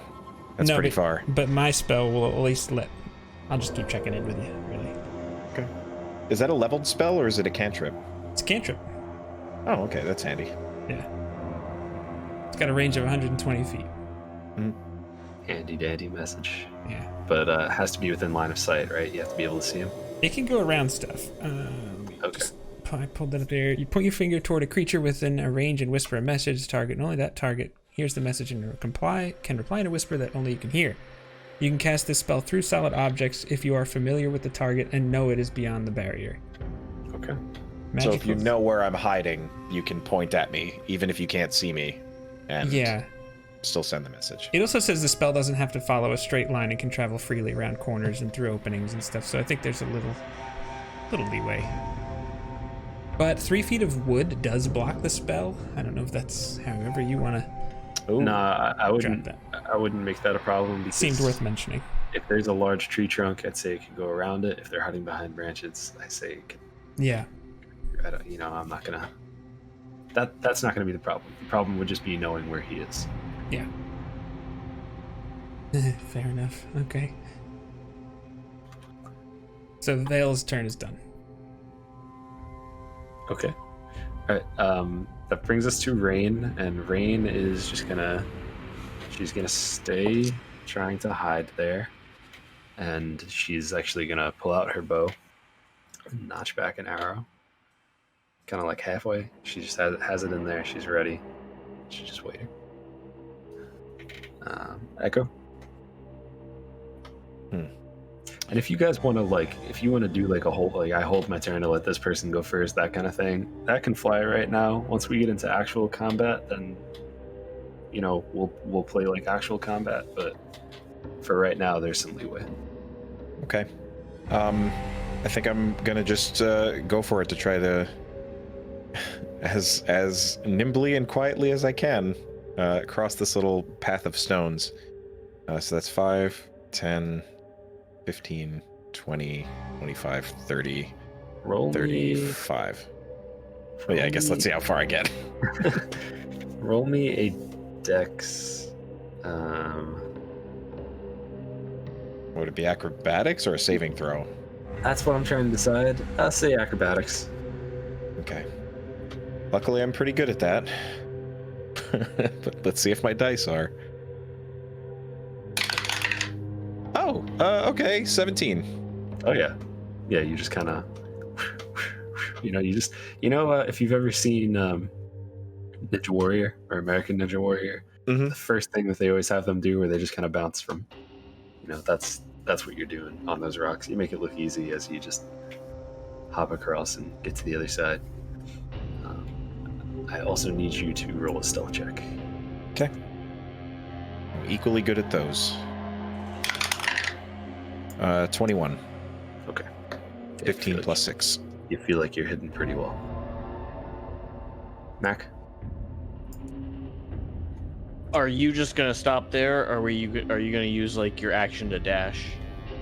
Oh, that's a fair point. I'm guessing I would probably have to roll another stealth check. No, just the one stealth check. Just the one's okay? Yeah, I'll just do one per turn, unless you're trying to get like right behind someone, maybe. I don't know. No, but I will. That's a fair point. I will use my action to dash. I honestly forget that I can do that because I can use a bonus action to do it. So thank you for reminding me. For some reason, I can't get like all the way on this last square, but that's okay. So I was here, so that'll be 5, 10, 15, 20, 25, 30, 35 to bring me right up in there. And then I think that's it. I could use a key point and go real fast, but I think that's enough. I think I'm good with that. Sure. Not Ricky Bobby. I want to go fast. You ain't first, you're last. As he reaches on his back and sees that there's a bag of Lucky Charms taped to him that says, "Don't snort these." Back. All right, so I'm gonna move 5, 10, 15, 20, 25. And then I'm going to take my bonus action, cunning action, and dash. Dex, I need you to make acrobatics as you climb across. Okay. That is a 23. Yeah, you're good.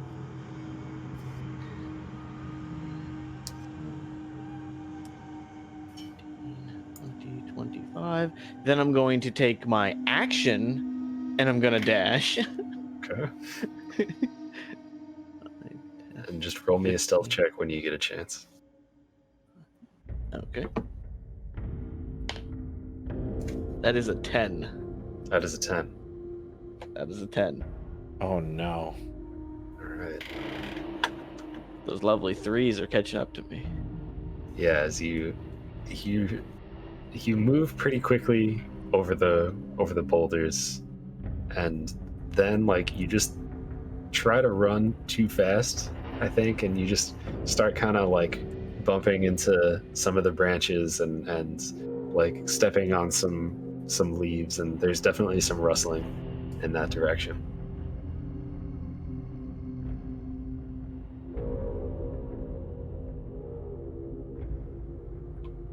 I don't know if Mac would know that, but Echo definitely noticed it and was like, you know.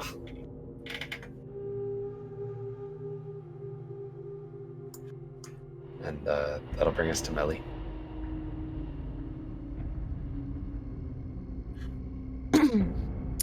Well, she's gonna try and. Oh, wait a second.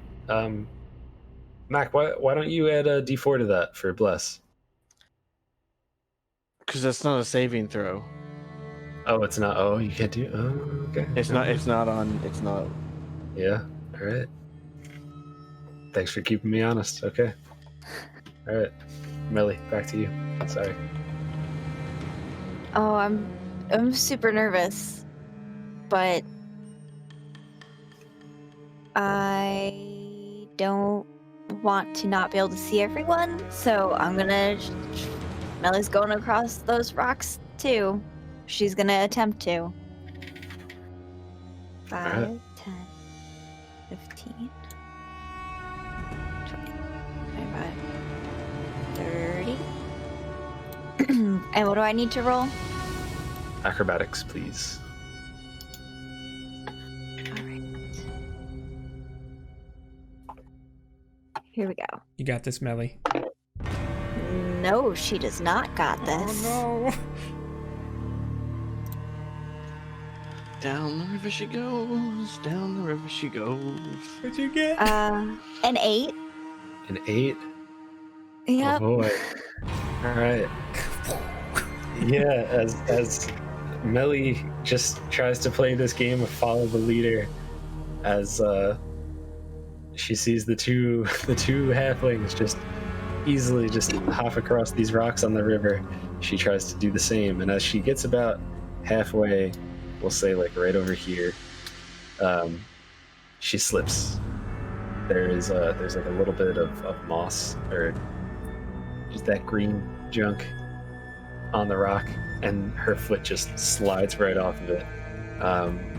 Why don't you roll me a dex save as you start to fall into the water with a loud splash. Oh gosh, the splash has to be loud. Splash is pretty dang loud. Jeez. All right. Not bad. Bless? Saving throw? Bless? I did not bless myself. You did not. So, hold on. Oh my gosh. Sorry, the Discord notifications. All right. So, it's a dexterity saving throw? We'll say dex or strength. Up to you. Definitely dex. That is a 18. All right, yeah. Yeah, you kind of like, you splash into the water, and then as you start to feel the current just start to throw you back, you are able to just in time kind of push your hands and your legs just like to catch the rock, and there's some like, as you just kind of get like, you know, thrown, the water is just rushing over you.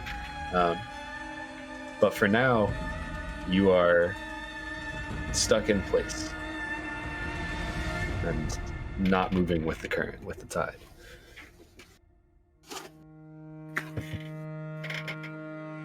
Okay, and I'm guessing I don't have any more movement? I mean, can I use my action to try and at least get like out of the river? Yeah, I'll let you do that. Roll me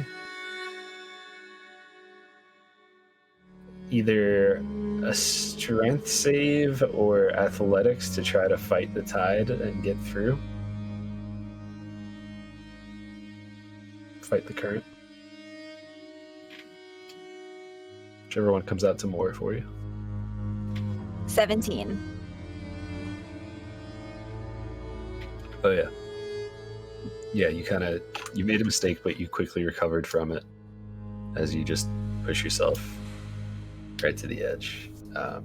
It's been your action, your movement. You still have a bonus action. Oh man, I got nothing to do with my bonus action. I just... Okay. Oh man.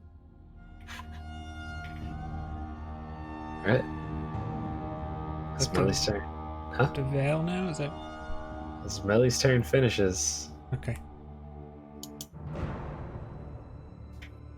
the dryad goes. Yeah. And Jake, Vale has probably been watching her this time. I think actually, well, I was gonna ask you if Vale heard the splash. 'Cause I think he would have been looking at the dryad at first, and then probably would have just trusted Rain to keep her eye there. When he heard the splash, he would have turned. Can he see Melly? Yeah, so you, since your eyes were on the dryad, you see that the dryad turns and looks towards the splash. The same time, you guys both you just kind of follow her as you're looking. You see Melly as she splashes down and then starts to scramble up and get to shore. And then the dryad begins moving. Jake, do you remember what you rolled for your last stealth check? I don't remember. You might not have even made me roll at this point yet. You mind if I ask you to roll another one? No, of course. I have a +5, so that would be a 7. A 7? Yeah. Right. The dryad looks over, sees the splash, and then as she starts... Just wave. 15, as she starts heading in that direction, she notices you across the river. And what does she do? She will just go. What is this? She'll kind of just go like this, and you'll see these like nasty pieces of like just messed up bark just start to like come from her and cover her in almost like an armor type thing. That is what it looks like. She's now just covered in these mangled just pieces of bark and roots and twisted thorny vines. And she will. Let me just do this one. Yeah. She will actually just run straight into this tree and just walk right inside of it, is what it looks like. So I lost her? I can't see her? You lost her. Oh boy. Okay. Then she will emerge right here. As you hear like a cracking.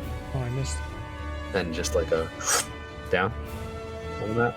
Behind us. Okay. Ooh. Behind you. She walks like she just came out of that tree. Okay.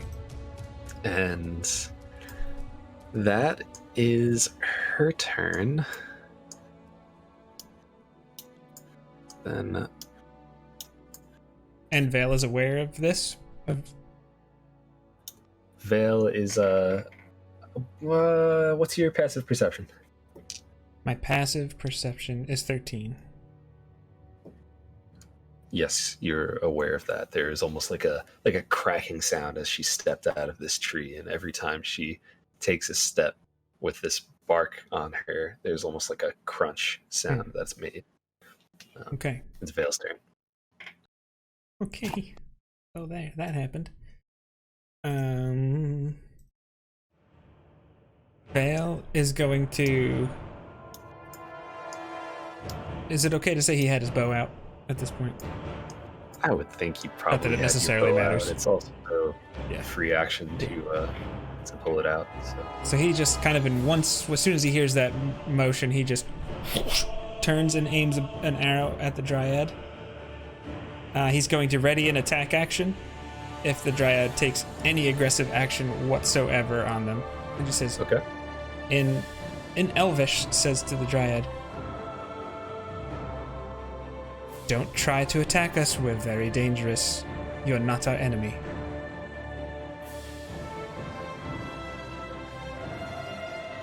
All right. Is that your whole turn? He's going to roll out a little bit, I would say. To like here. Just like 10 feet or whatever that is, but... Okay. And he's just, as soon as if the dryad tries an attack of some kind or another, an aggressive action, he's gonna shoot it. Okay. Alright. Awesome. And that's it. With that,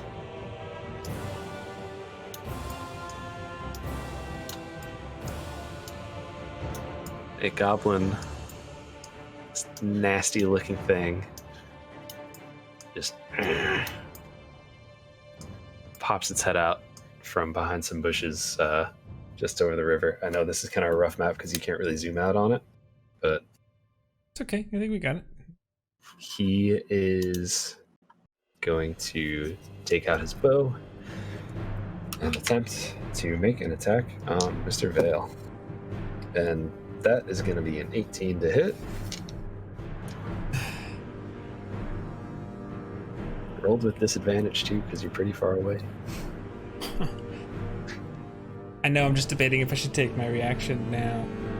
I'm going to take it. You said how much? That's a hit, so. It's a hit, and that was 7 points of damage, piercing damage. Okay. And it was an 18 was the roll. Okay. Alright, so what did you do? I did not take my reaction. Okay. All right. Okay. All right. I should have. I'm gonna say with the emergence of that, Rain had her bow trained in that direction. She was waiting for the dryad, but because of this, I'm gonna say she probably is attacking this goblin now. Yeah, that makes sense. Okay, that's gonna be a 26 to hit. And how much damage?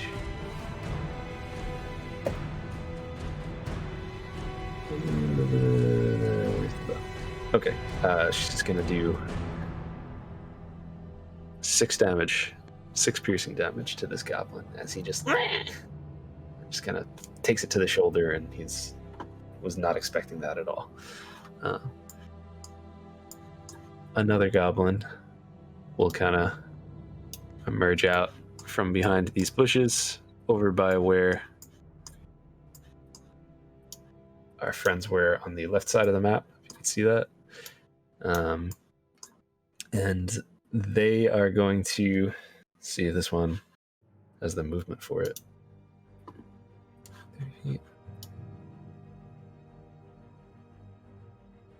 He's just gonna kind of make it, and he's gonna try to make an attack on Mr. Mac here because he heard you going through those bushes. That is a 12 to hit. That does not hit. Okay, yeah, he just kind of misses and catches some of the bushes. This guy further up top, I'll push him down a little bit so he's in view. Is he in view? Yeah. Guy just out of range is going to make an attack with his short bow. Mac again, and that one is a 14 to hit. That hits. You know what? You guys are kind of in the rush right there. So I'm going to say you have half cover. So, what's your AC? My AC is 14. It does not hit then. Oh, okay. As it just kind of hits a branch and some trees just kind of just fall to the ground. That will end the goblin's turn and bring us back to Miss Rain, as she will focus on the threat ahead and take a shot at this here goblin. That is a 7, and she just, her arrow just flies by and misses. And she'll kind of... Did she use Bless? She did not use Bless. Let's use Bless. Let's see if it is enough to make a difference. I don't think it's possible. No. It cannot be done. As the rogue in your party in Dragon Age would say when you try to get him to pick a lock. It cannot be done. And that'll end her turn as she kind of just hides back into the tree to try to get herself some cover. And that brings us to Echo. Okay. So does this goblin in front see me, or am I actually still hidden from his sight? I'm 5 feet behind Mac, but I don't know. I guess it doesn't matter. I'm definitely gonna retaliate. I'll jump out and hit him. Okay. With my quarterstaff. I'll let you do that with advantage because he was totally focused on Mac. And then suddenly from the bush, just ah! Yeah, you guys are about the same height, so it's just kind of you're doing one of those like. Mm-hmm. Yeah. So Echo will jump out. Oh, I get to re-roll those. So let's see. Okay, and my advantage roll. I get to re-roll those too. Oh wow! Oh my gosh! No, you did not. You didn't get a third one. Come on. I did. No. Wow. Well, it's with advantage though, so one result is a 1. Right, but if I roll a 1, I have to... I'm confused. I don't get to re-roll the re-roll, right? If it's 1 on the re-roll, I have to use that? I think that's what Yes. the feature says. But with advantage, that's a weird situation. So It hold is a on. very weird situation. So you So rolled you a just 1. You re-rolled it, and what was that second one? The second one was a 2. okay.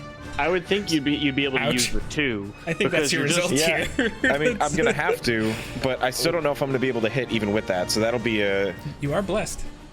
right. That's what I'm blessed. gonna do right now. So it would be an 8 plus this D4. Oh my gosh, here we go. I have Come a on. feeling their AC is higher than that. Probably. Well, that's a 4 at least, so that gets me a 12. And that just misses. Okay. As No, that's completely reasonable. get caught in the bushes running. All right, I am gonna follow up though with an unarmed strike, and I'm assuming this does not have advantage because I'm widely say swung. no after Yeah. 3 1s in a row. It No, just that- doesn't feel right. That is insane. That is unacceptable. Whoa. The odds of that are so low. Yeah. I don't know what to do right now. I rolled another 1. No! Hold on. Man. Stop.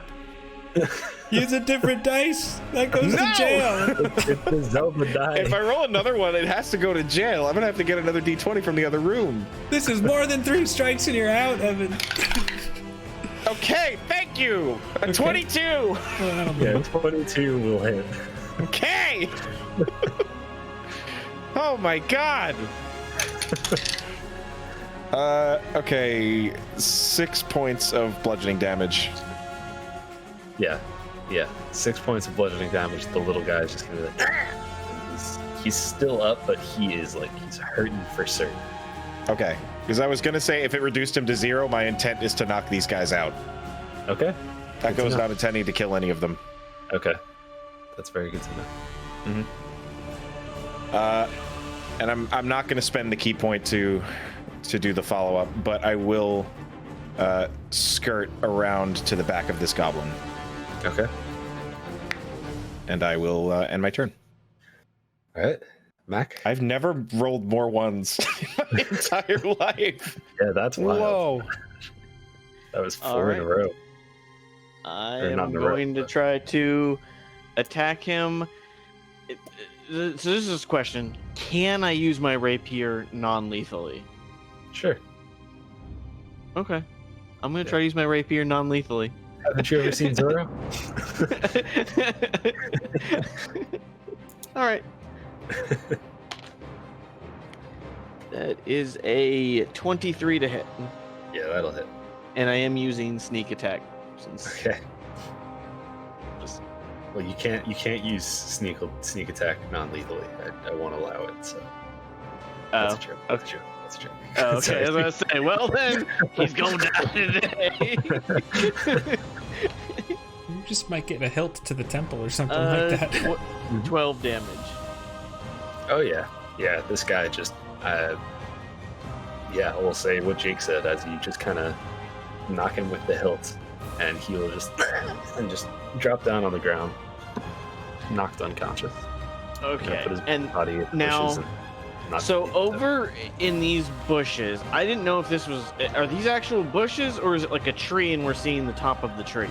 It's like a tree, and you're seeing the top of the tree, but there's still a lot of brush in that area. It's a lot of stuff to hide behind. You definitely have some sort of. You wouldn't have total cover in there, but you would have some cover from. Would I be able to move here? I'm actually trying to be one to the left, but it won't because it's the edge of the map. Would that be? Could I hide there? I want to use my bonus action to hide, if possible. You could try it.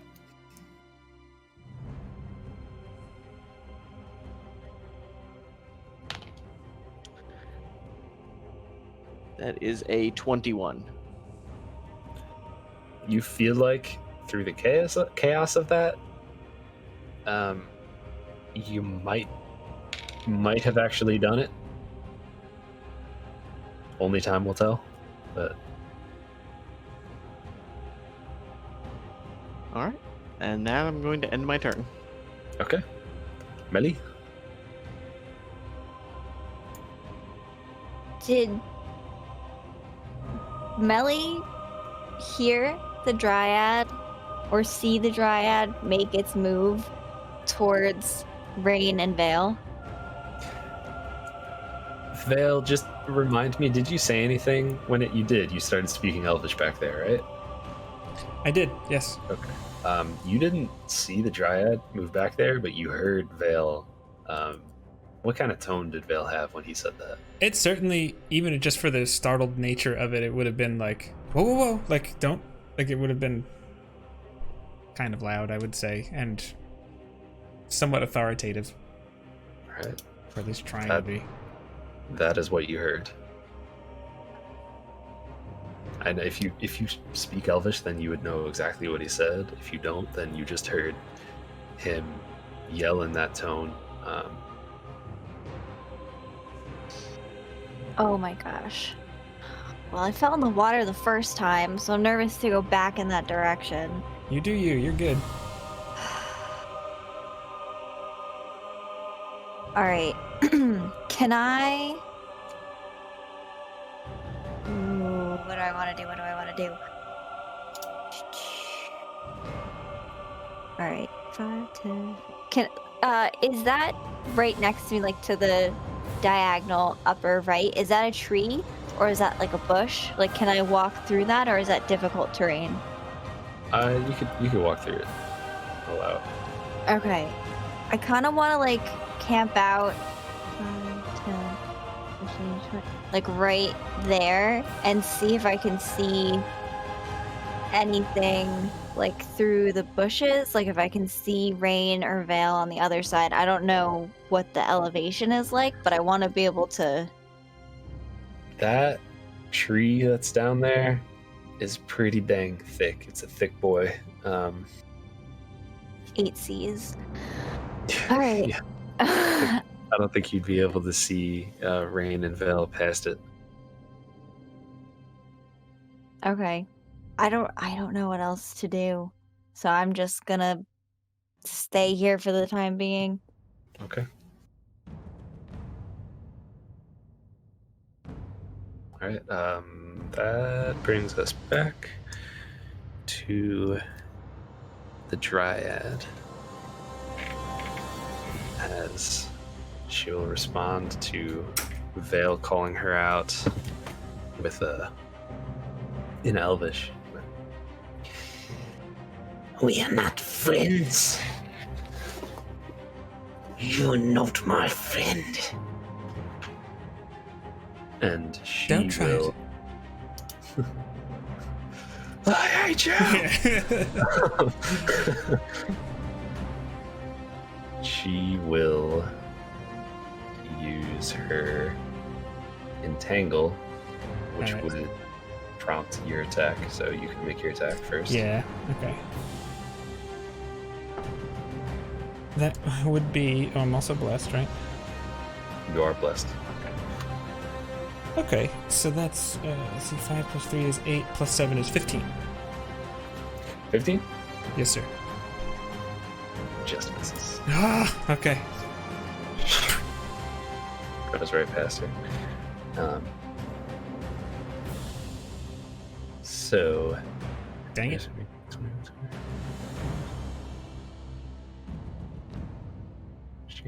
Okay, alright.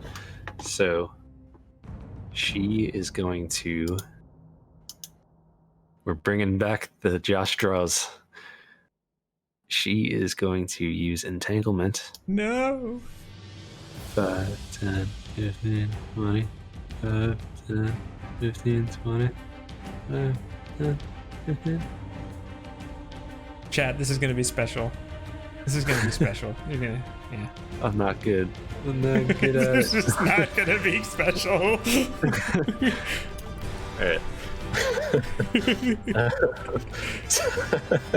So she used Entangle, and what Entangle does, I'll just read the whole thing for everybody at home. Grasping weeds and vines sprout from the ground in a 20-foot square, starting from a point within range. For the duration, these plants turn the ground into an area. Turn the ground in the area into difficult terrain. The creature in the area, when you cast the spell, must succeed on a strength saving throw and will be restrained by the entangling plants until it ends. Restrained creature, creature restrained by the plants, can use its action to make a strength check against your spell DC, and you'll free yourself if you save. So Jake, I'm going to ask you to make a strength save.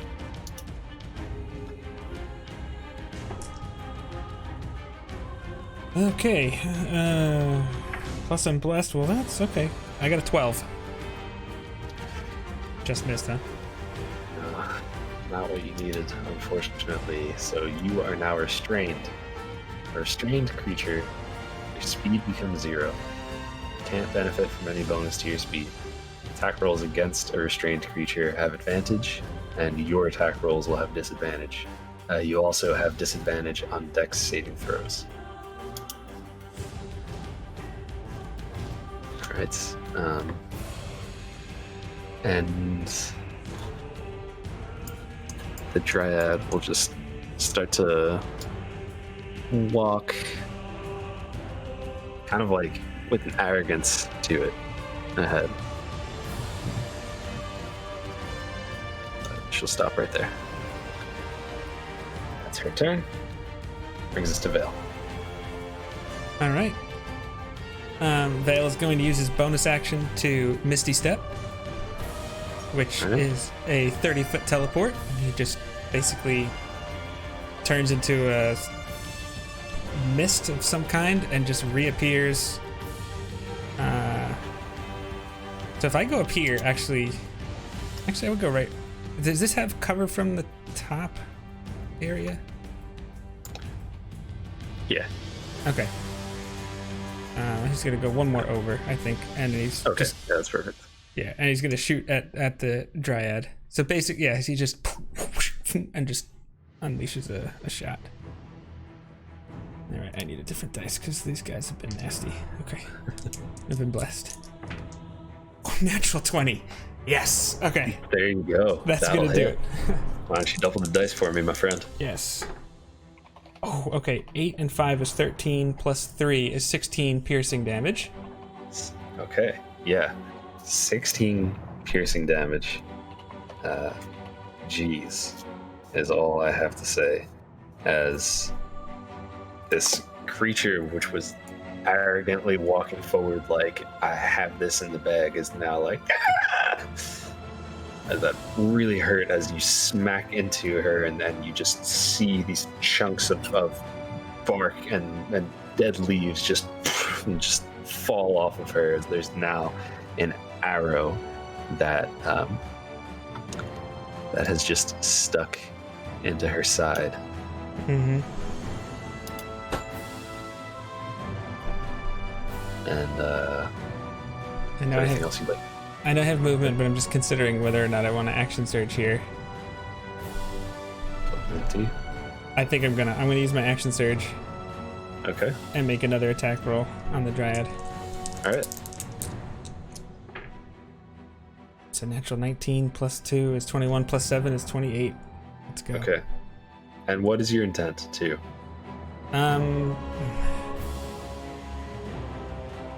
Might not matter. I just want to know.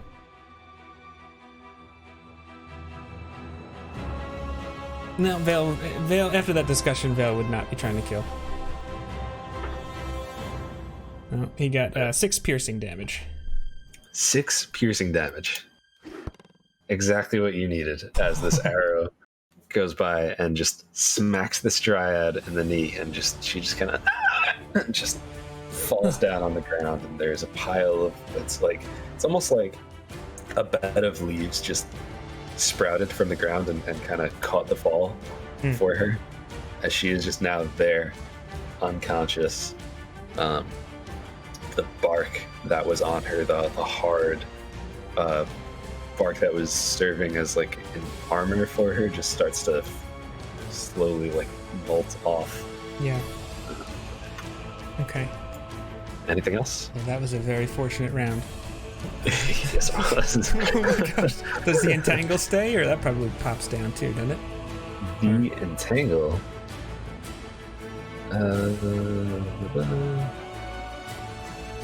It's not concentration. Okay. Kind of makes me think it does stay, but let's I say have fun with it.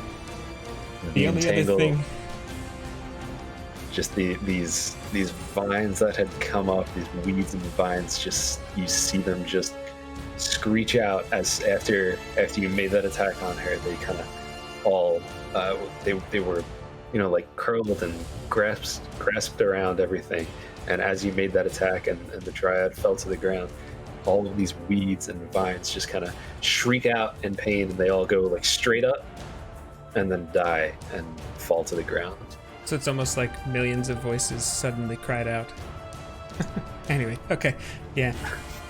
Anyways, the only other thing Val would do, I think, here is say, "The dryad is down!" Just so that the people away could hear him. Okay. And can he climb up on top of this tree here and take his movement and try to cross? Sure. Okay. And if it's possible to get some obscurement from these bushes, I don't know, but 1, 2, 3, 4, 5, 6. Can move up to here. Okay. All right. That's your turn. I think if he catches Melly's eye, he just gives her a wink, and I think that's about it. Just because I'm not gonna lie, I feel pretty cool on that move. so then he's done. Right. Is looking cool the bonus action? I don't know. I believe that's a. I don't want to call it a free action because it is an earned action, but Yeah. it doesn't cost anything. I got you. So this goblin who had been attacking you before is going to try to make an attack at you, and that is going to be a 6. So this arrow just kind of goes right past you. And Mr. Goblin will just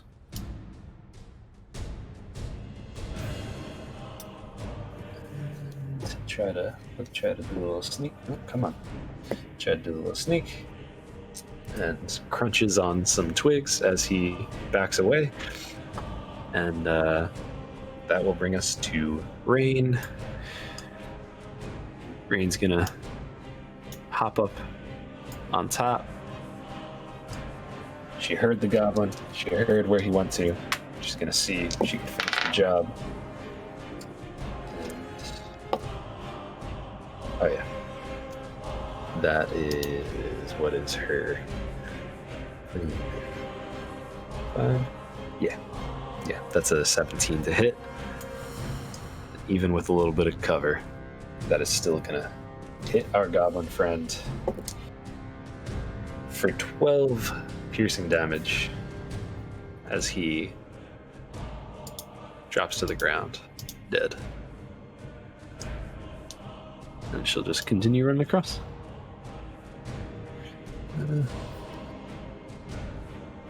Okay.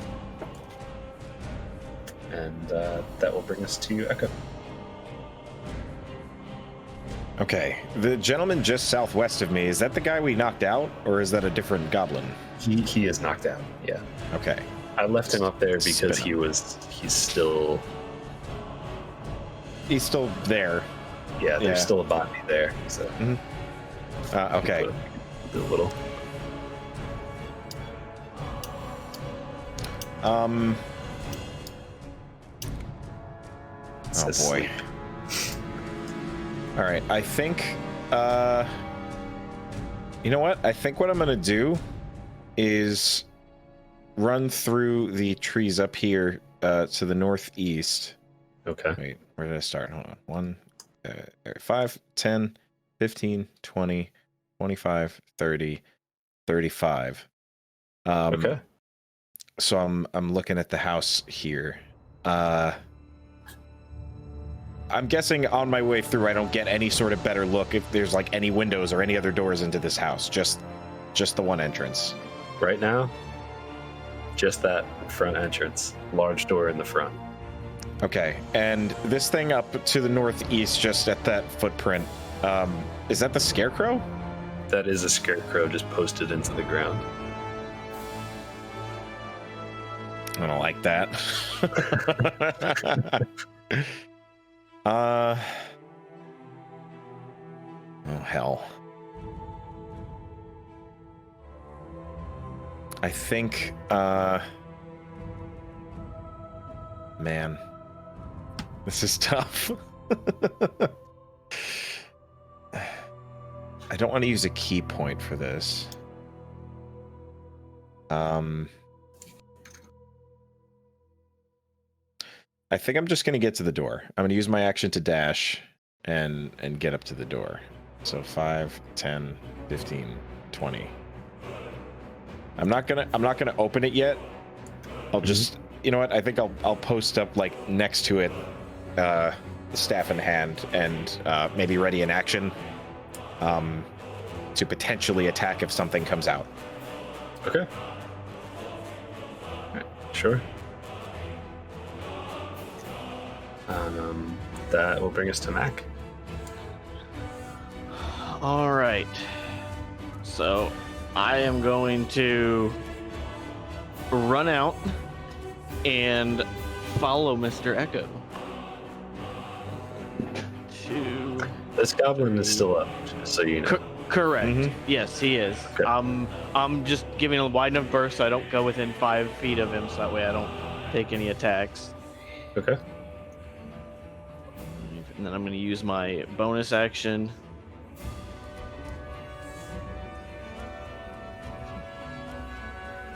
And then I am going to...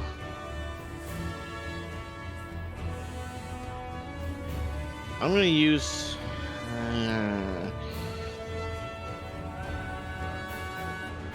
I want to use my action to hide, but I'm not trying to hide from that goblin. I'm just trying to hide from anything that might be in the house. So I basically want to enter stealth mode and kind of like press myself up against the house kind of a thing. So that way, if somebody did come out, like they wouldn't necessarily see me right away. I mean, they may, but that's what my goal is. Sure. Yeah, you could try that. That is a 12. 12? Okay. Yeah, you press yourself up against the door or the wall and you feel safe-ish. And that will bring us to Melly.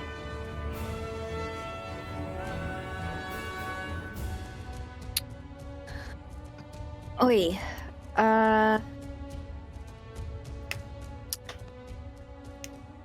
Oh man. All right.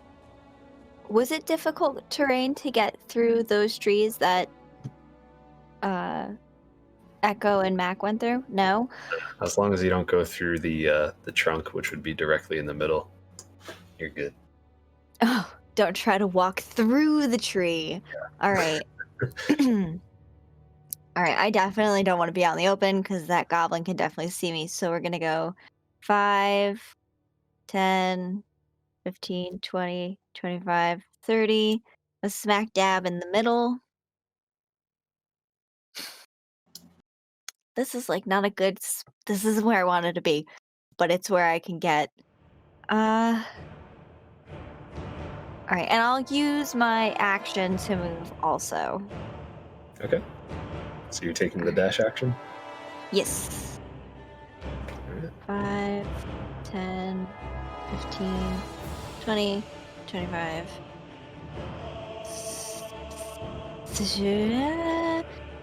30?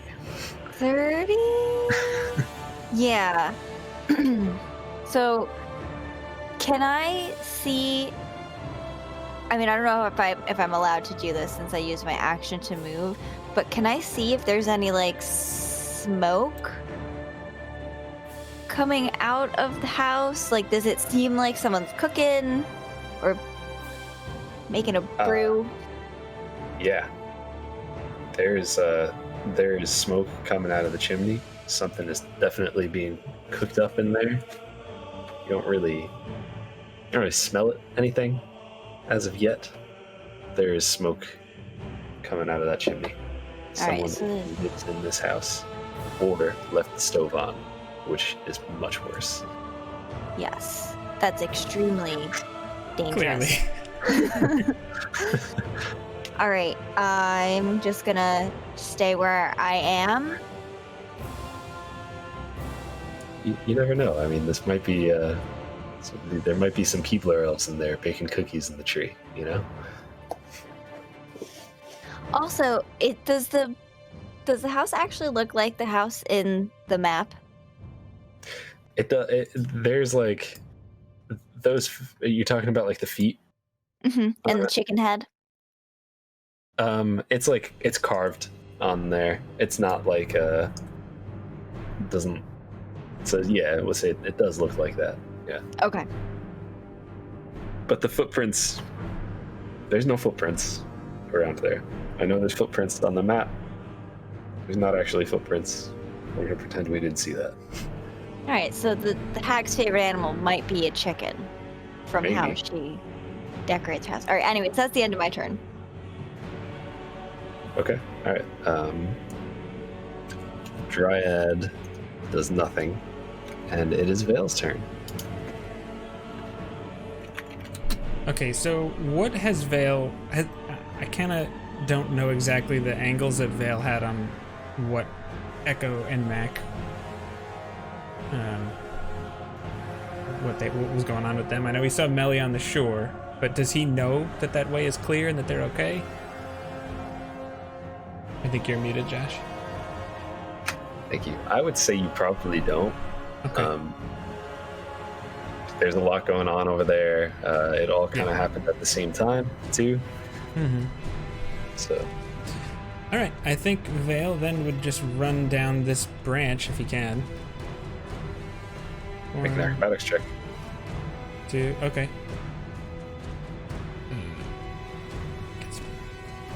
What it is actually off the top of my head. +6. That would be nice. No, he's actually not trained in it, Ah, but a 21 should still suffice. yeah, you're good. You just kind of, Yeah. you know, 2, no problem at all. 3, 4, 5, 6. From here, Yeah. does he see the goblin on the ground and the other one that they ran past? I'd say yes. You can see one's on the ground, and you can kind of just make the other one through the Okay. brush and the trees. You could see it. Be a difficult shot, but you could see it. I think he's gonna try to shoot it, so. Go for it. Yeah. Well, it might not work, but we'll see. 8 + 7 is 15. Actually, that might work. 15. Did you use That was bless? with bless. I rolled a 5. Yeah. 15. Oh, actually, I don't know what kind 15. of covers Huh? and stuff. I don't know if it's got cover or anything. It does, but he's not using his shield, so 15 just hits. Okay. He has both of his hands on a short bow. Based on the conversation, not shooting to kill. For 6 piercing.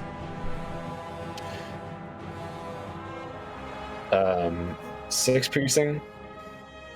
We'll sweep that boy off his feet, and Down goes Frasier. he knocks his head on the way down, and he is out cold. Okay. Okay, that was his move and his action. And I think that's it. Yeah. Bell's done. All right. So, a moment kind of pass. Nothing else seems to try to attack you at the moment. I think that you just might be in the clear for now. You guys could drop initiative if you'd like to. And if this was real time, Vale would have been making his way up this path to approach. All right. You know, at least get eyes on Echo and Mac. Sure. I mean, so I don't know exactly what Echo would do, but in real time, I would be going through that door as soon as it was my turn to go. So, Would Echo have tried to go through the door if there was a moment of peace, or would you just stayed there? I'll say that the moment that he sees Mac go for the door, he goes for it as well. Okay. Are you guys are both going for the door at the same time, or is one person trying to race the other person to it? What does this look like? I think it's very SEAL Team 6 is the image I'm getting. I feel like we're both just like on the same page of going in at the same time. Like, yeah. Okay. He sees Mac go for the door, and then Echo grabs the other side of the door, and they both just like quick nod and just. All right. So you go for the door, go to open it, roll a dex save. Well, each of you. Yay! Bless. Yeah, Josh, how do you want to handle the bless since we're not in? Well, all right. We'll just we'll keep combat. Then. Do you want me to go back to where I was? No, it's 15. Okay. 15? 17. 15. Okay. So, both of you, as soon as you touch this door, there's like a green just burst as it just, and each of you gets thrown back 15, 15 feet. We'll put you on an actual square. And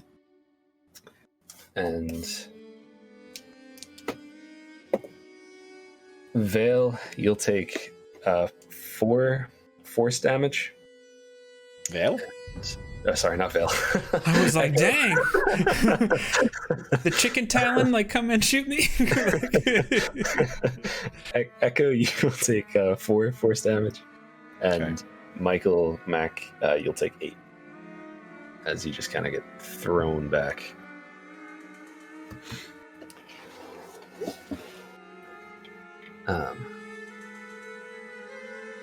As this happens,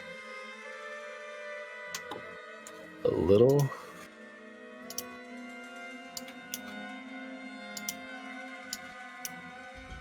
hold on 1 second.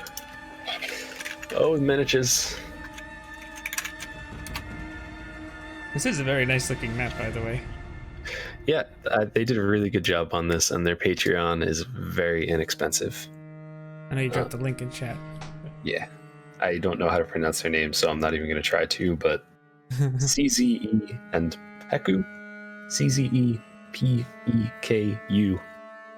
That's the name of their Patreon. Check them out because they have some really good stuff on there, and it is not expensive at all. It's very fairly priced.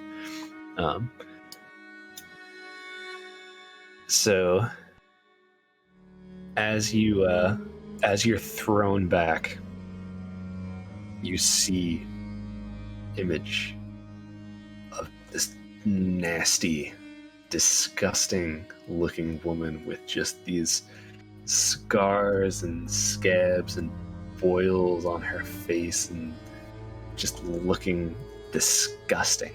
Eh. And she'll say, Don't you know to knock first before coming into a house? Where are your manners?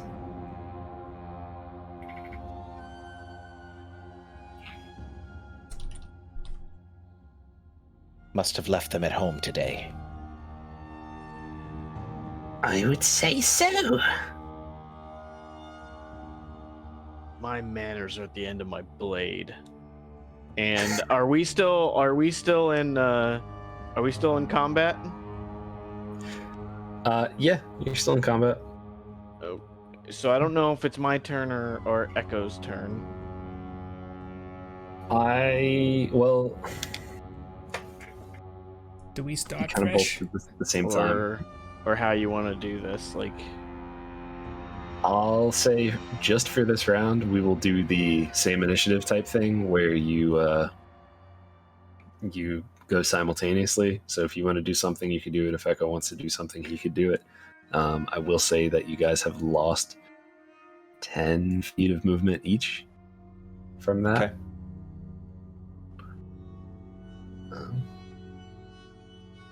We should she'll say, What brings you here?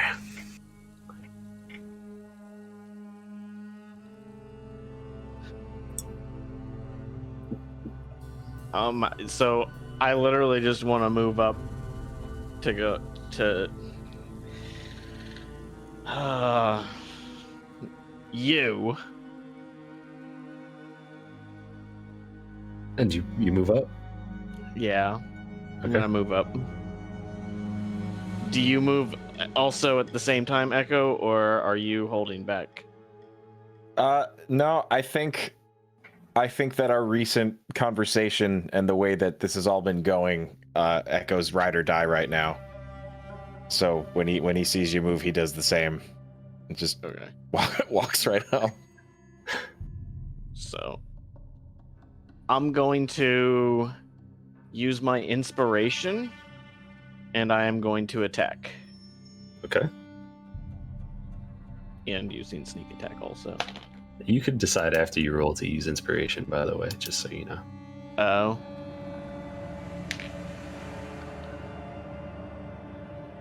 Well, I rolled both. Granted, it was double 15s, but that is a 21 to hit.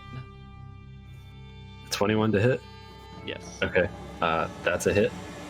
You could roll your damage. You could roll your sneak attack damage as well.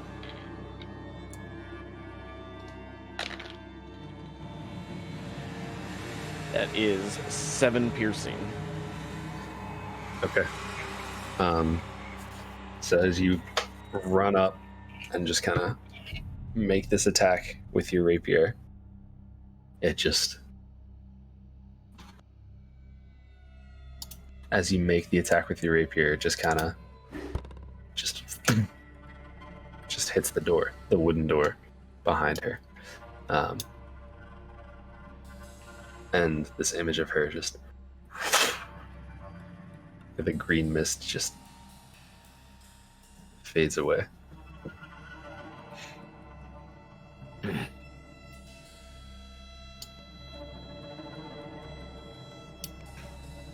And we'll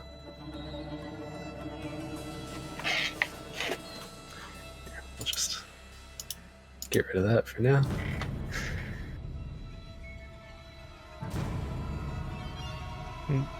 Are we still in combat order? I don't want to speak out of turn. You could speak. If you want to speak, anybody can speak right now. All right. I mean, Vale has an arrow, and it is knocked, and he's just... Be careful. Obviously, she's tricksy. He's gonna ready an attack action on...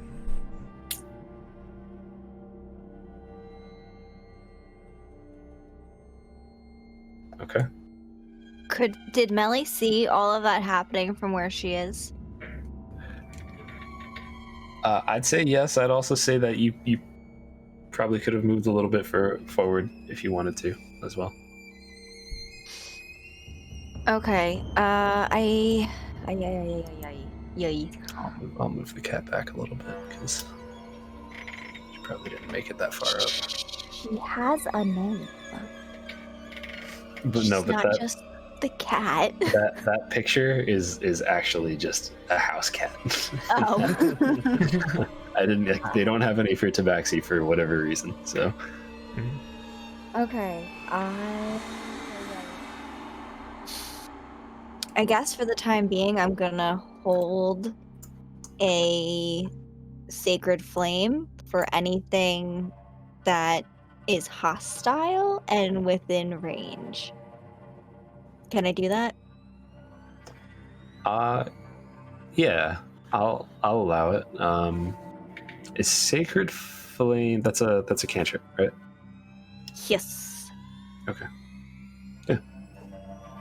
Yeah, so you held your sacred flame, and the echo and I guess as Rain sees all of that, she'll just say, What is this?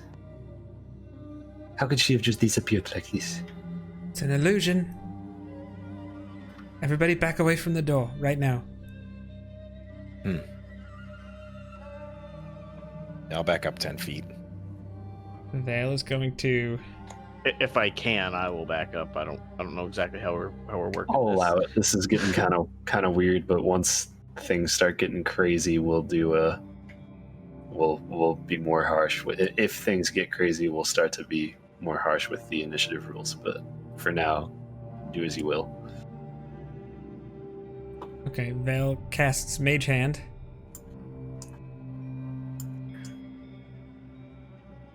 You just start to hear from, we'll say, like the top left of the map, just Oh god. as just you just hear the sound of frogs, like From the top left of the map. from the top left of the map, like a good amount of frogs.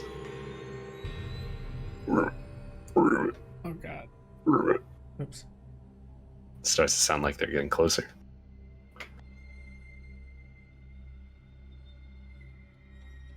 Vale just says, "Am I opening this door, or are we dealing with whatever these frogs are?" As he casts Mage Hand, and he's had it ready to open up the door, but If we can open the door, I would say open the door. okay. Let's do it. Does it open in or out? Uh, Probably in, right? it opens in, yeah. Yeah.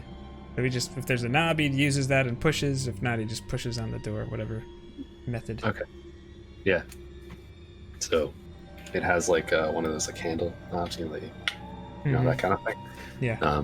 So you do that, the door just squeaks open, and it starts to get even closer, and it sounds like it like the sound that you hear is like an army of frogs. Like it's not This is so a good creepy. sound. And it just sounds like they're inching closer and closer from that top left. But we still don't see any? He looks to the left. I mean, You don't see any yet. he tells Isla to find him. He tells Isla to find. How much time are you? That's just the command. I mean, she has her own initiative and all that fun stuff. However, Okay. but What does everyone do now that this door is open? We'll get to Isla in a second. I think Echo's gonna run in. Okay. And I'm gonna be right behind him. Okay. Anybody else?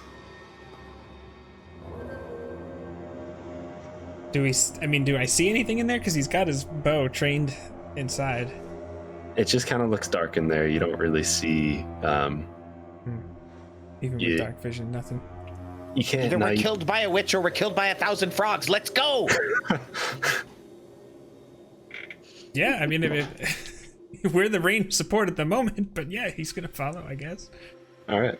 And I will say, as everybody starts to move in, the people who are moving in, and as those people start to move in, Isla gives you you get your little like ding, like notification that she's like she saw something. Yeah. And there are like 100 frogs, Oh my god. all hopping and just getting closer and closer with just. I'm running in. Yeah, you're running. Okay. Yeah, I mean, at this point. Melly. And then he just tells her to be safe, like. Isla, that Melly. is. Melly. Melly will run in with them. I'm not gonna stay behind, but I'm gonna stay towards the back. Rain will also run in, and we'll pick up from there next week. Ah! All right. So good, yet you're killing me, Josh. That's Frog House cliffhanger. Yep, exactly. Skelly, exactly. Oh my gosh. So we'll have some spooky, crazy house things for next week. Who knows what's beyond that door?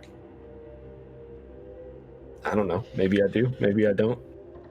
But we're all going to find out next week. So thank you so much for hanging out and watching Ancient Relics, Hokey Religions on Raindrop Roleplay. Goodness. Anybody have anything they want to say or shout out before we start heading out? And also, while my players are saying all the things that they have to say, if anyone has anything to say, put some questions in chat if you have any questions, because we'll answer those if anyone has any questions before we go. So, Jake, anything you want to say? Not too much. Just, Josh and I are very, very passionate about JnJ Tabletop, YouTube, Twitter, Twitch, all the things. I would just say, just check us out, especially if you want to learn about D&D. And lately we've been doing some Community Among Us streams on our Twitch channel. Pretty random, although I think usually Wednesday, Thursday. We had one yesterday, but that's it. Cool. Evbo?